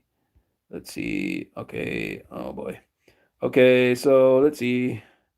Every time I stop this, then I got to go back now and comb through. A Wizard of True Star. That's it, man. That's it. A Wizard of True Star. Okay, so okay, man. Okay, let's see. Where are we? Okay, there we go. Okay, so let's see. Talk more about AGD. Okay, so, but with all due respect, your ears, the high buck DAC was better sounding. Yeah, it totally is, man. It better be. Fucking A. It's way more expensive. So yeah, the high expensive DAC is better sounding for sure. What I was trying to show you is how close the $4,000 DAC is. It's not that far away. It's pretty damn close. So that's all I was trying to show with that. But the more expensive one's my reference. I don't listen to the Hydrovox here. That's not my DAC. I love it and I recommend it because $4,000 is in most people's budget. My other one is way more, so it's not even worth it. Yeah, everyone's an expert, right? Okay, local shop has that kind of vibe, though. To understand most of it when it's all way over my price range. Yeah, exactly. So it's like to add insult to injury. It's gonna be so way over your price range, and then they're gonna be dicks on top of it. It's like, come on, man, give it up. All you want is for someone to teach. That's me. I'm here. Call me teacher. Okay, sounds awesome. I can't afford much as I lost both my jobs. That sucks, JT.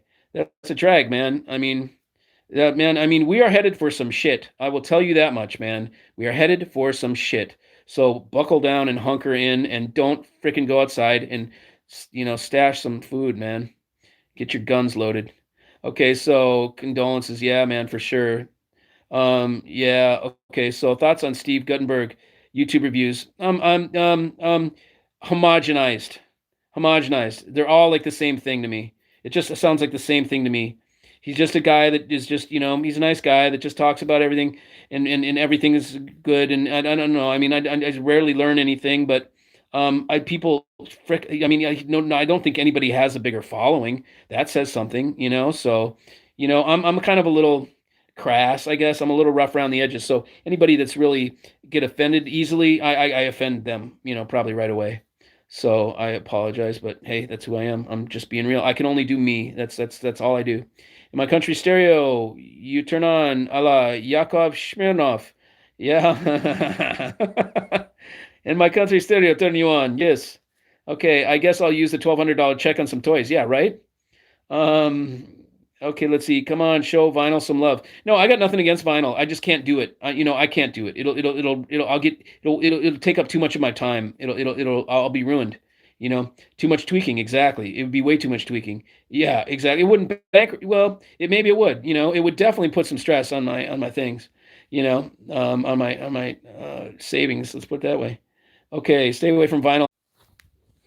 Okay. Okay, so let's see. Okay, there we are. Okay, so let's see here. Whoa, man. Okay. So let's see. I can only go back so far with these okay, so let's see. Okay, here let's see. Okay. Hi-fi equipment that keeps value. Whatever you don't sell. If it's good enough that you don't sell it, that's valuable to me. I don't give a shit about resale, honestly. I buy what's good. Okay, let's see. MMG are discontinued for LRS. Yeah, MMGs were kick ass, you know. Okay, don't knock the i-fi. Okay, cool. I won't. Name is good, but not on Mikey level. Okay, that's fine. I'll take your word for it. Name Arrow Tone Arm, fantastic, cool. Let's see, i-fi phono stage, raved about. Okay, so that's your guys' T. How do Maggie's do in smaller rooms? They do great, man. You can have a near field, really cool thing with the Maggies. You can get like let's see, they don't have MMGs. They got LRS is the new entry level, but they have these. Well, no, I wouldn't recommend the on walls. Buy them used. Buy used MMGs. That's like it's such a good deal. Okay, Run Grin Wizard a True Star. That's right, man. That's totally tripped out. Okay, please try the i5 products. I was blown away. Yeah, for those little tweaky thingies that I don't use. But it doesn't mean they're not good. Can you recommend under $500? No, I can't recommend anything under $500 because I just don't know about it. Some of the newest PS audio tube solid state pieces are good. Okay, cool. Good for him. I'm glad. Okay, i5 reclocker. Don't know. Okay, thoughts on the lower Klipsch line. I know nothing about the new Klipsch. I don't pay attention to it. I'm sorry. The gain cell just goes way over my head for the PS audio stuff. Yeah, I don't know. I don't know what we're talking about there. But Brits make wonderful gear. Yeah, I'm sure, you know. Um, hybrid PS audio is really good. Okay, cool. Not my cup of tea, but that's fine. Any country who's good in engineering has the ability to get good electronics. Yeah, that's right. Yep. I got a PS Audio deck, and it's not bad. No, I had a direct stream through here, and I listened to it to just check it out, and it was okay. Luxman is way overpriced. Yeah, probably. If you're in a solid state, it'll go top of the line. A3000 integrated for 1/3 the price. I don't know about that stuff. Okay. Talking about Todd Rundgren, did you see him on live from Daryl's house? No, I did not. Found Klipsch Cornwall twos at 1500 with new woofs. Was that thing out in like Tennessee or something like that? I saw some corn. No. Those were bells, man. Those were bells. I wanted to get some bells. Yamaha A3000 integrated. That is heavy discounts on it, and it sounds a bit like solid state Luxman. Yeah, I don't know about that. Okay, maybe one day you could do a super minimalist system. I think I have. I got some speakers that I'll bring in here that a client, Chris, man, Alabama Chris sent them to me, and he got them off eBay.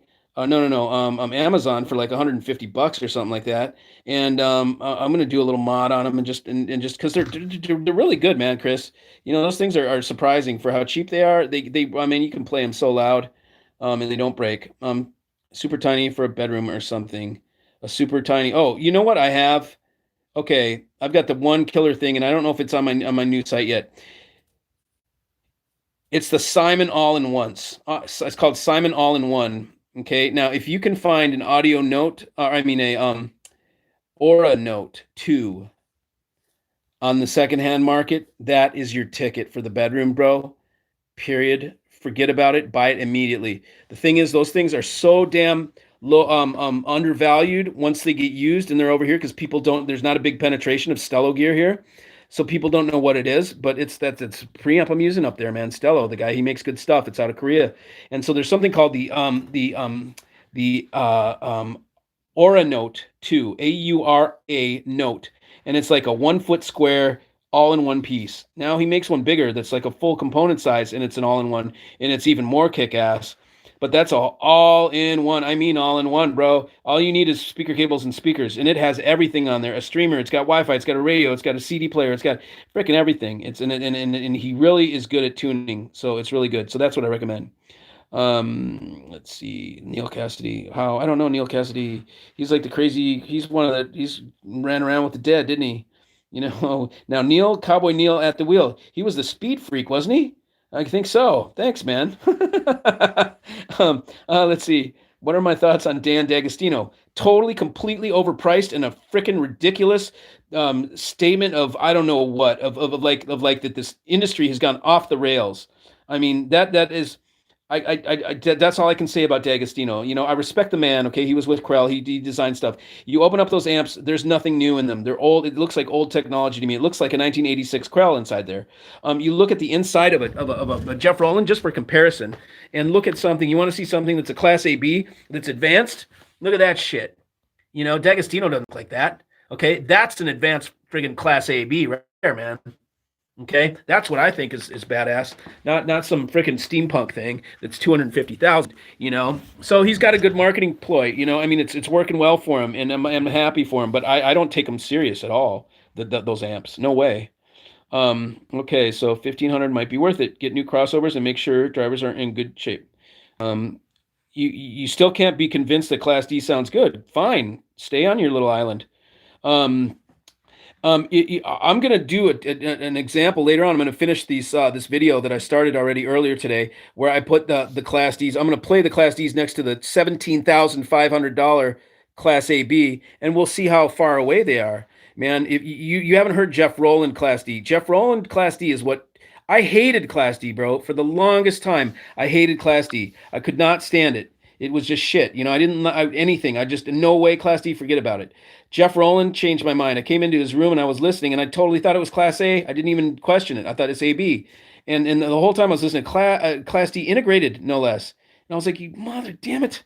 You know, because you can't undo that. Once you go in and it fools, and Class D fools your ass and makes you think it's Class A or Class AB, you can't go back across that bridge, man. You've already been fooled. You like Class D. So, and I could convince your ass, I could slap you in the face with a Class D amp you would want it so bad, dude. The second you heard it, those AGDs, the second I put those things on some speakers, you would be begging to take it home with you. That's how good the Class D is. Class D is the latest technology. It doesn't mean digital amp, in case you're thinking that that's what the D is. D is, it means it's a numbering system that denotes it's like model numbers. It denotes a time period. So Class D is like something that marks the time of and where the technology was. Class A, Class AB, Class B, Class C, Class D. That's how it goes. It goes in line like that. Okay, that's how you got into hi-fi. When you were young, you needed a system for when the ladies were coming. Totally, man. Hell yeah. You wanted to throw down some kick-ass tunes. It's some nice bass to make things vibrate. And yeah, man, for sure it was for the chicks. Big time. Okay, let's see, which episode was that? Thinking about it, don't think I could, man. We're messed up in the best way. You keep eating that pineapple pizza, bro. Hey, oh, Tommy, dealing me a blow. Oh, Tommy. Yeah, see, I know Tommy pretty well. He's giving me shit about my gut, man. And it is, you know, it's grown exponentially. I can say that. I used to be trim, man. I'll show you a picture. I fucking wear the leathers for racing motorcycles, man, all slim and shit. Now I'm like an old man with a belly. So let's see. So new crossovers, Cornwall 2s. Yeah, okay. Cornwalls. Yeah, there's that guy out there. What's his name? That does the clip mod or upgrades. Damn it. Oh, what's the guy's name? I can't remember it, but you'll find him. What are my dream speakers? Price no object. There is one. It's called the and it's called the Alcivox, and they're freaking $80,000. And what they are is they are like these. Okay, I like planar speakers. So and it's similar, except it's just all ribbon instead of being on a membrane. They're actual ribbons. There's a whole series of ribbons, and so they're lighter, and they have better transient response, and they're just amazing. It's Alsyvox. They're made in Spain. They're way too much dough. But I can get them. I can get them a lot less, but still, that'll be. I mean, I could probably get them in a year or so. Sometime. I know someone else that knows how to make them. I'll end up. There's like one more speaker that I'll have after this. It'll be that style, like the Alcivox. They were also called Leonardo for a while. With the same type design. Made in Italy. Okay, so let's see. Canada. Can you explain what goes into a 30K DAC versus the 40K DAC? Yeah, that's a good question, man. Okay, and it is not. Okay, see ya. Let's see. Expando Thomas. See ya. Okay, so Chris Newell. This is what is I know to be true. There's not much different between the builds of the DACs. The more expensive DACs are priced that way because they sound better. That's it. That's the truth. And it kind of sucks because you're like, damn, man, they're not putting any more, real parts or anything into it. That's right, but they're smarter with the software. The key to a DAC is the software algorithms that they write. It's all mathematics, and man, that is the makes or breaks these things. Is the code that they write that they put into the FPGAs. And some people are masters at it, and some people suck at it. And you can have a kick-ass box with just looks so cool, has all the coolest parts in it, but it has crappy algorithms. It's not going to sound as good as one that has shittier parts in it but good algorithms. The algorithms where the rubber meets the road. So really, that's the difference is the software. Okay, so keep being Mikey. Yeah. Yeah, that's all right, man. See, you don't always agree, and I don't always agree with people, but it doesn't matter. It's cool. We don't have to agree. We just got to be respectful to one another, right? So, yeah, that's when I get kicked off. Okay, when I play White House press conference on my rig, it makes my sound stage huge. Did the virus? Okay, there. Okay, there. I was trying to get back on. Okay. um, okay. Now, Metro PCS, give me a break. It's Verizon. Okay, blame it on Stevie G and Past Labs. I love Nelson, man. I know Nelson. I'm gonna have him on as a guest. Internet is loaded down. Yeah, I think Mikey's battery on the gimbal died. Yeah, yeah, it's over there, man. It's still charging. I ordered it. Damn it! You don't know how bad I want a pizza right now, bro. Don't tease me. I'll do it. iPad rocking, but phone's busted. You're back? I am back, yes. Hell yeah. Okay, anyone knows of good current production 300B tubes? Yeah, man. Sophia Royal Princess. Those are killer. So nice, nuance, man. The other ones that I like are Emission Labs 300BXLS. It's a 300B that is a bigger one and it's made more hefty and you can run it harder. And even if you just run it in the same circuit as the 300B, it's got more heft and more crunch and more. It's just tougher. It's better bass and it's cool. It's more crunch, I guess. You need a killer DAC. Well, guess what? I have a killer DAC and I sell killer DACs. So we might be a good people to talk to one another. So I can set you up. Of course, I can set you up. You need a killer DAC? I've got a killer DAC. All I do is listen to different DACs. DAC is the heart of a digital rig. So keep in touch with me and let I've got some. I've got. Tell me what your budget is. I got stuff right now. Like I've got a Cause Engineering D2V. It's a $4,000 DAC. It's brand freaking new, man. Not even broken in. And I don't carry the brand anymore. I'd sell it for $2,000, and it is sweet, man. It is really nice. That's a killer DAC. If you want something higher than $2,000, I've got something for $4,000, which would be the AudioBite Hydrovox. That's the next in line for sure. Killer. So tell me what your budget is. Okay, and just talk to me, man. I'll set you up. Raw, yeah, Raw. What? Raw Tweeter? Those are the best. I love them. Okay, is there a good used hi-fi website? One where they verify you aren't getting crap. No, man, nobody's going to do that because crap. The most prolific companies in hi-fi is crap. The ones that are the most popular and the most solid and the most liquidly financially set are the guys that have the crap because the crap is the mainstream stuff. So you need to learn, or Lao Hu is you come to a guy like me and you ask me and I act as your advocate. I can tell you what's good, what's not, and you just have to at one point learn to trust somebody. It doesn't need to be me, it can be anybody, but you need to you just find an advocate, somebody that you think you can trust, and just ask them and let them do your choose for you. That I can offer that for people that don't want to learn about this kind of stuff. I offer complete. I will make every freaking decision for your whole rig. You just bring me the money, tell me what the budget is, and I decide. I build your whole rig. It's all my decisions, none of yours. You can give me suggestions. I will interview, ask you how you like to listen, and I'll ask questions, and I'll know how to put together a rig for you. I'll know exactly what style of listening you do, and I'll build you a killer rig. Trust me, it's guaranteed. Hyped up Krell, yeah, totally. Okay, way overpriced. Yeah, you think? Amps for elitists. Amps for dumbasses. Oops, did I say that? Rowland does make wonderful. He sure does, man. He's a good guy. He's really cool. Mike Moffat, always as huge as he is currently. I don't know that guy, man. He must have eaten all his coworkers at Theta. Oh, Theta. Okay. Now he's in a shitload of trouble. Oh, I don't even know what he works. Oh, so Mike Moffat must have been work for Theta and now works for shit stuff. I don't think shit is that good. I think it fits a good price point. I just don't like the stuff. Um, because I don't like anything really in there. It's just I'm not attracted to stuff that's that, like that kind of thing. I'm beyond the entry level like that. So it's no big deal. It doesn't mean they're bad. It just means I'm beyond it. Yeah, man. I'm gonna have Travis. I'm gonna have something for you tomorrow. I'll have finished this thing, and I'm gonna have to cut this off soon. But I will finish the video on where I feature the Rowland Class Ds, and I'll compare to the Class A Bs that I have. Vetus amps. Vetus are supposed to be good sounding, but I think they're also one of those things that's like really overpriced. It's one of those elitist type, kind of things. I think I like them better than Dan D'Agostino, but they're kind of like really expensive. Where are they, like Norway or Sweden or Switzerland or something like that? There's another guy who used to work, who's designed some amps for them. I'm not going to remember. Okay, but yeah. So Vetus is supposed to be good. That $3,000 little Roland's interesting, but I love my tubes. Yeah, I hear you. I'm a tube guy too. When you're ready for accuracy, then you just go with solid state.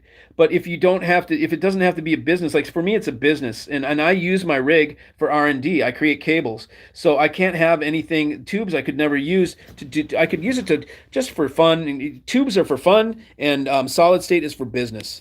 That's the way I look at the two. And I love my tube. Kreitz, Bob Kreitz. There you go, Chevy. That's exactly who it is. Okay. But yeah, that it's yeah. If you're into the tubes and you don't, then solid state won't might not do it for you.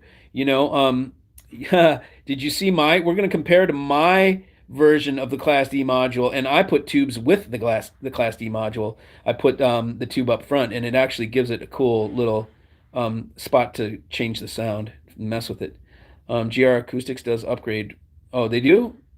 Oh yeah, that's right. They just started doing that. That's something brand new that I see him doing is those upgrade kits. And you can tell he's not even really into it. It's really funny, kind of. He's maybe he's just not he doesn't get excited, very much. But anyways, I've got his subs here, and I like him. Okay, Kreitz. Yeah, thought on Martin Logan. I don't know much about Martin Logan. I chose Magnapan, and so that's kind of my deal. I think Martin Logan's are electrostats, and longevity. I don't know anything about. I never owned a electric stat. I just the reason is I don't like to. I don't want to have to put AC power to my speakers. I just don't like the thought or the idea that my speakers need to plug into the wall AC power. I don't like that. I don't like that. So I never was attracted to electrostats. They do sound good. Quads are the ones that I would probably go with, maybe stacked quads. If I were to go that way, and then I hear that they've got great mid range, but they don't have the top or the bottom of say a magneto static, no planar magnetic. AGD versus the 3000 JR.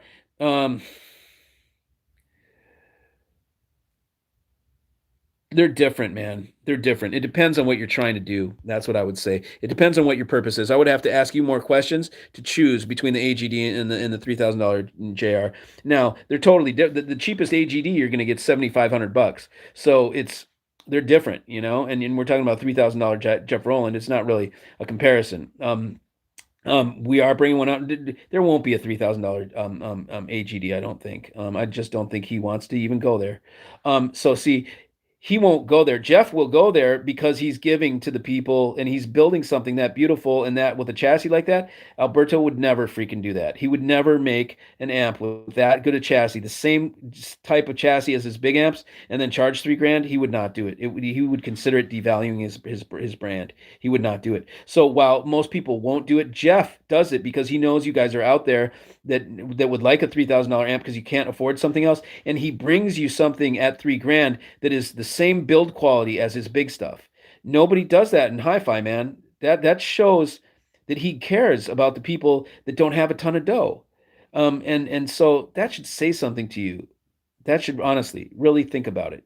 Who wants to make a $3,000? I don't want to make a $3,000 amp. There's not enough money in it for me. That means I have to sell it to the dealers for 1,500 or 1,700 or something, and then that means what? I make, $400 off it? Fuck, I don't want $400 profit on some shit like that. I want 1,000. I want something more on an amp. It's not worth it. So that is a give me. That is a gift that Jeff gave to the industry, and people don't realize it. But I recognized it the other night. I couldn't believe it. I was right in front of my face, and finally I'm like, wait a second, man. Let me. And it dawned on me what was going on there. I had just ignored it, I guess, up until then. Okay, so Arius, for cheap. If you want them, pick them up. What's Arius? I don't know what it is. Arius. What about headphones? I don't do headphones. I tried them. I bought some. I bought two pairs of Odyssey. And I bought some Sennheisers, and then I made an amp. I built a freaking really cool headphone amp. It's got the tubes out of it, but it's this thing right here called a Torpedo, and I built this. It was really fun. It normally has two tubes that go right there. I pulled them out, and it's a really cool hi-fi amp. I'll probably sell that thing, maybe. But I'm thinking that the idea was to use it to listen to different tubes, so I could pop the different tubes in there and then just hear what they sound like, because it's really intimate with headphone. You can really hear little things like that. But I've got a rig, so I don't need a headphone because I've got a rig, and I would much rather listen to my rig than headphones. So, that's that. Let's see. Oh man, okay, I gotta go back down. Oh yeah, okay, so we're here. Okay, so thoughts on Martin Logan? I already talked about that. Okay, okay. What about headphones? Okay, Magnepan versus used Martin Logan.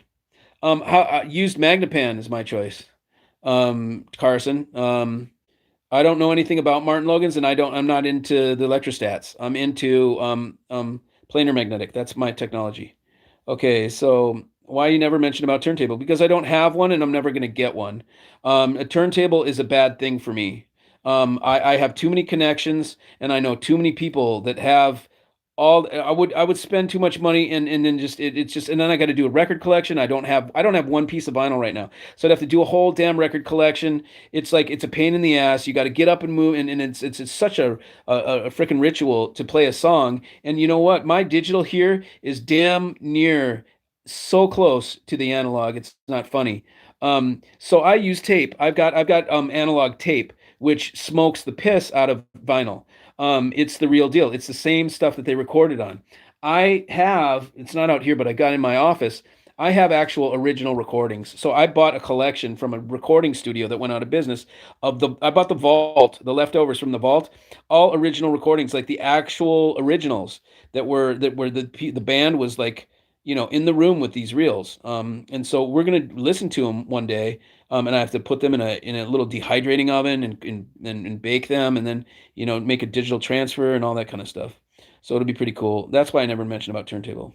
Move through audio journey. I can't. I'm finding I really want cost efficient bass. Okay. Okay. So you want well, what's their name? Damn it. Those guys. Shit. SVS. You want SVS. Okay. That's cost efficient bass right there. SVS. Get some subs from SVS. That's cost effective bass. Never heard Maggie's to try side by side, but electrostats are a little less prone to aging. Depends on user care, but I would advise to hear them. Okay, yeah, I don't know, man. You'd have to have a pretty damn old freaking Magnepan for it to, have any issues. The Maggies, the way the glue used to work, sometimes the wires would come off the membrane, and all you got to do is just glue them back down. And the thing is, when the wires come off the membrane, they just lift up a little bit. People think they're broken, and they sell them for dirt ass cheap. So you can find wicked Magnepans that have that little buzz in them, and they're super easy to fix, and you get such a good deal on them. Okay, so hi-fi is a strange bird in terms of markets. Yeah, it totally is, man. Both need a lot of power, something to consider, but on the budget, there are some options too. Okay, DCS DACs. Yeah, man. I'm going to be trying one. I know the guy, John Quick, and he's the U.S. The dealer, and he was going to bring one by here. I asked for a what's that new one? I actually asked for the Vivaldi, not the Vivaldi, but the one below it. Can't remember the name. Again, I'm old, man. But yeah, I will have DCS. I don't know anything about them. I don't. I know they got that ring, thing that they've. I want to find out how good they are. Hegel is okay. I don't know that it's excellent. I've never had it, but I know that a lot of customers, my customers are, they ask me, they're selling their Hagel. It's not like they're, and so I find out the name just because they're, I'm selling my Hagel. So I think it's like we think it's cool because it's from over there. It's like Norway or whatever, and it's cool and unique to us because it's Scandinavian. But over there, it's just kind of like a regular old thing. It's not that special over there. They're just like for them, it's just like, oh, that's a Hagel, it's nothing. For us, we were like, oh, Scandinavian, super cool, design. So it's probably like IKEA or something. It's like the IKEA of amps, we think it's really cool. They think it's kind of just regular. Um, would Outlaw 2160 be good enough? I don't know about Outlaw because my brand in that realm is the um Rogue Audio. I like Rogue Audio. That's similar, I think, to the Outlaw in terms of their market area. So I don't know much about Outlaw, but I think they're pretty decent. I like American built stuff, but those tube amps they're not that hard to make, man, and they sound good. So if you're looking for an American tube amp, the Rogue Audio is really good, and you can get them used at some pretty good deals. Michael Fremer owns, no, he doesn't. Fremer owns DCS. He responds to emails if you're interested in those DACs.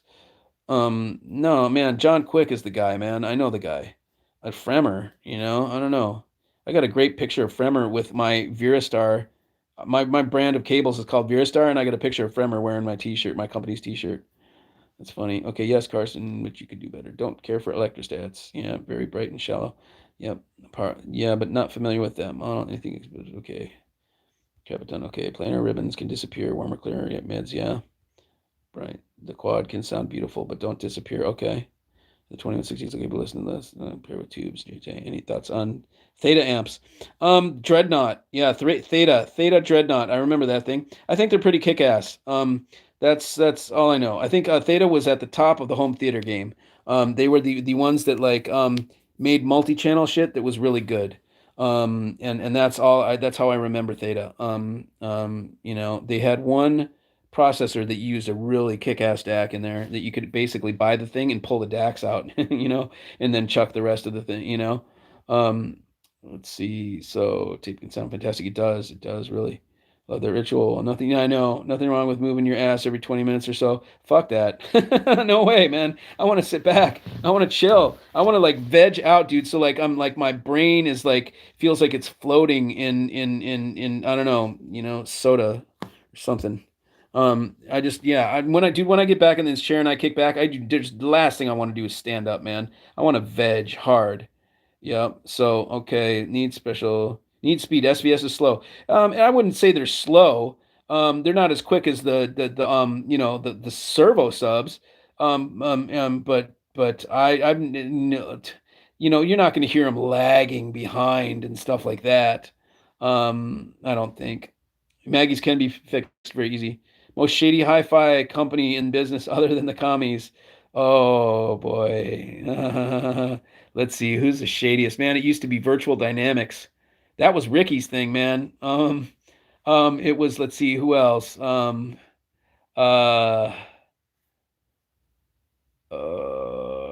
well, you could say Synergistic Research is, man. They're border. I mean, I guess it's. Oh, how do I explain it, man? That dude, Tad Denny, is wow, what a card that guy is, man.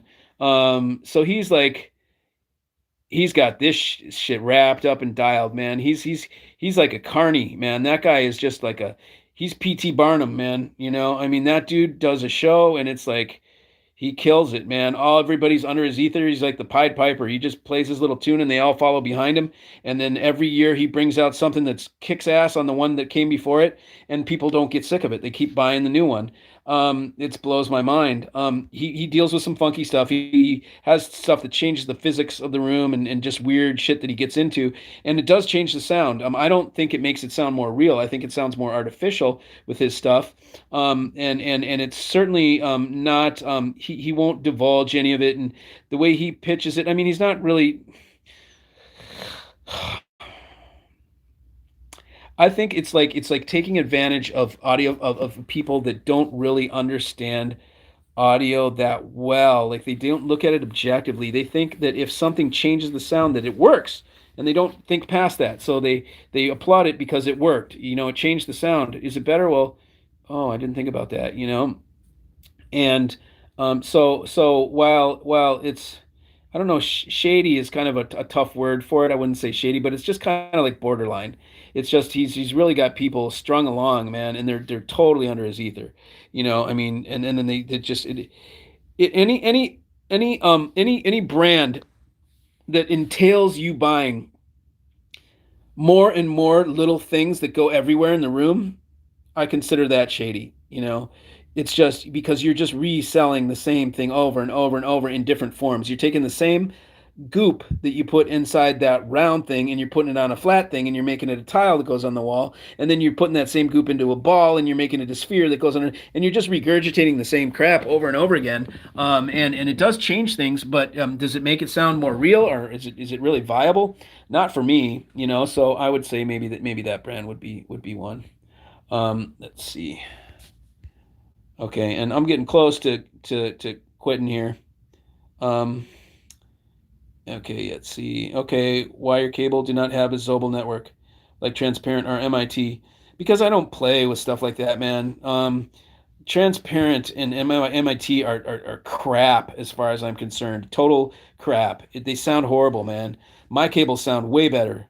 I've got some transparent here, and I'll prove it to you. I've got some silver ovals or something like that. They're like $2,000 cables. I will show you with my stuff. Just trounce that stuff. You know, they all try and come up. You know, cables are so simple. It's nothing more than a wire, really, if we want to boil it down. So in order to be different and innovate and make your stuff different, people just come up with all sorts of crap to put on their cables. Like a Zobel is to make up for a shitty cable. You know, as that's what a Zobel does. A Zobel makes up for an inadequacy. It fixes it. You know, it's you know, you shouldn't have to have that. Yeah, I know. I got that little punani tickler is what it is. Okay, Fremer might be a distributor. He could be. Yeah, I didn't know that though. That's something new. Fremer. Okay. Every preamp that I use is a tube preamp. I've got one that's for sale, man. It's right here. Oh, let me turn this around. And it's a Nat Audio from Serbia. Okay, can you see in there? This is a kick-ass preamp. Okay, and I'll sell it at a good deal, man. These things are like 8 or 9. The current one's 10 grand. I'll sell it for 3G, and that is going to be one of the best preamps you've had. Could you see that preamp? Hopefully you could. I just walked over there and it said rotate device, but I don't know if you could see that preamp or not. Yeah, yep. I've got some killer. Dodd, I don't know. Super Tech, agree. What's gimmicky? You'd be doing any vinyl? No, I will not be doing vinyl. How you doing, Paulie? I will not be doing vinyl. It's a rabbit hole for me. I do not need to go down. And I've had too many people that are big vinyl heads say, Mikey, if you haven't started it, do not start. You know, and I'm like, okay. 3.7 or 20.7 Maggies for mid-sized room. 3.7 for sure. We all want Mikey to get into vinyl, but he's a stubborn son of a bitch. Yeah, it's just I don't really I just know what it's going to happen, man. I know what's going to happen. What's a set amp you may sell that's not too low on watts? Well, I mean, see, that's the thing. Set amps are low watts. So you know, you're really asking what you're asking for is a very particular type amplifier. And I'm the only guy in the USA to carry the most powerful single-ended triode known to man. And this is not it, but it's close. It's this guy's a little bro. This is a single-ended triode that's 120 watts of Class A single-ended triode. That's freaking nuts, you know. But the other one's better. There's just one that uses a GM100 tube, and that thing is the one, you know. And that's one that I'd sell to you right there. That's not too low in watts. Now the other one that kicks ass, that really sounds totally killer, is this thing right here. It uses GM70s, same company as that other one over there. It's a single. This is like 35 per channel, but holy crap, does it sound good. It is so good, man. This thing with just those POS clips that I have is just glory like you've never heard, man. So yeah, SET, you're on a good on a good foot with the SET. But I'm not into like the 2A3s and those little teeny ass 45s and stuff like that. I like the GM70. I like something with 35 watts, 25 watts, nothing 3 watts. I'm just not in that. The lowest I'll go is 8 watts. With like a 300B. These are single-ended triodes. I could sell you these are 8 watts, and these are really killer. I could sell you these at a good price. Those are awesome. Those are Western Electric 300B clone amps. These are kind of scary, man. You flip them on and it's like, man, they start making noise and crackling. And it's like, you don't know if it's going to explode or you're going to get electrocuted or what. But these are totally badass. This is probably the best deal that I got for somebody that wants to get in some tube amp. Now, these are not single-ended triode. They are triodes, but they're in a push-pull configuration. So you get 120 watts out of these, but they sound so freaking good. And I will sell the pair of these for, let's see,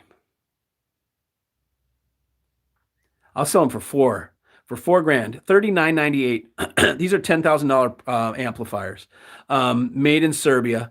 Now, what I have to do is I modified them so that they have these better tube sockets, and it brings them up taller. And I just like them better than tucked down in there on these certain type of tube sockets that I don't like. So I would make this one like that one and then sell it. I have to do the mod. But for that kind of dough, these things are 120 watts. You never need another amplifier ever. They're killer, man. These Nat audio, anything Nat that says Nat like that, it's high quality. Okay, so guys, I got to get something to eat, and I got to get out here. I got to finish the damn video that I'm making for y'all, and I'll post that later. But I'm gonna say goodbye now, and thanks for joining me. So it was a success. This works, the dock thing. So next time I'll get a gimbal and stuff, and get this, so this is all looks kind of washed out and stuff. I look like I'm a pale monkey. Anyways, so see if there's any more. Yeah, right. Okay, so which cable will play the most important part of the playback?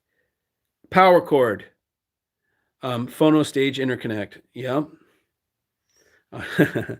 I'll say the same thing until someone talked me into trying it. Phono pre. Okay. I use cheap speaker cables, by the way. You shouldn't use it. You should not use cheap speaker cables, because cheap speaker cables, that you can't hear your equipment, man. They get in the way. They add distortion. That every cable adds distortion. Okay. So every cable is bad for a system. Okay. And so it's about how little can you mess with it. So shitty speaker cables, I'll do a difference for you sometime, and I'll put some lamp cord in there and then put on some silver foil and listen to the difference, and you'll be like, holy crap. So if you get cheap cables, you're not hearing your rig. You're hearing maybe 60% of what it can do. You change the good cables and you're like, oh my God, I can't believe my stuff sounds so good. And you're like, yeah, you don't have to. A lot of times people, if they just change their cables, got good cables, they would not have to buy any new gear. Special comparison, Linux versus Windows. No, Linux, man. I don't need to do a comparison. Linux is the one. Fuck Windows. Excuse me. I just said that a little loose. Yeah, Windows is Windows is not meant for hi-fi. Windows is a word processor, man. It's a desktop computer. It does all sorts of processes and threads and things that have nothing to do with music. 10,000 LPs. Yeah, and still buying it's the best, but don't do it. Exactly, Scotty. Yep. And if we'll see if all I got dude. See, it's getting late, man. I'm having total brain farts left and right. Tommy's up in Maryland, and he's got a lot too, Scotty. I got another guy. He's converting. Check this out, Scotty. Tom up in Maryland has had vinyl his whole life. That's all he's had. He's never even had a DAC. Okay. He's open-minded. This guy is open-minded to the point where I've sent him a DAC and he digs it, man. He's going to switch from vinyl to digital and do it, man. He's coming to the dark side. But he's got an open mind, and man, I sent him that audio bite, man, and he listened to it and he said, dude, this is close to my vinyl. And I'm like, well, then if we get you something really killer, it's gonna be as good as your vinyl. So okay, yeah, right, exactly. Pizza time. Yeah, I wish, man. Mike, you need to dust more. Where's the dust? I don't see dust. Is it on my gear? Probably on my gear. Yeah, I'm sure. Shalom. All right, man. Shalom to you, my friend. Okay. Thanks, Mikey. Thanks, man. Transimpedance. What the hell is that? Okay, I will get in touch with you later on the set amps. Do it, man. I'll hook you up, brother. That's what I'm here for, to hook up my peeps, man. I will take care of you. Just ask anybody who's ever bought anything from me, man. I am diehard. You know, I take care of you guys. I never leave you guys hanging. I am available on the weekends and the evenings. You know, I don't want my people to be without music. That's all there is. You know. Good night, sweet prince. All right, good night. Thanks, guys. I appreciate it. Thanks for the support. You guys have a good one. I'll see you next time. All right, see you later. Wow, I don't know how to turn this thing off. Oh, there we go. Okay, let's see. You want to stop streaming? Yes.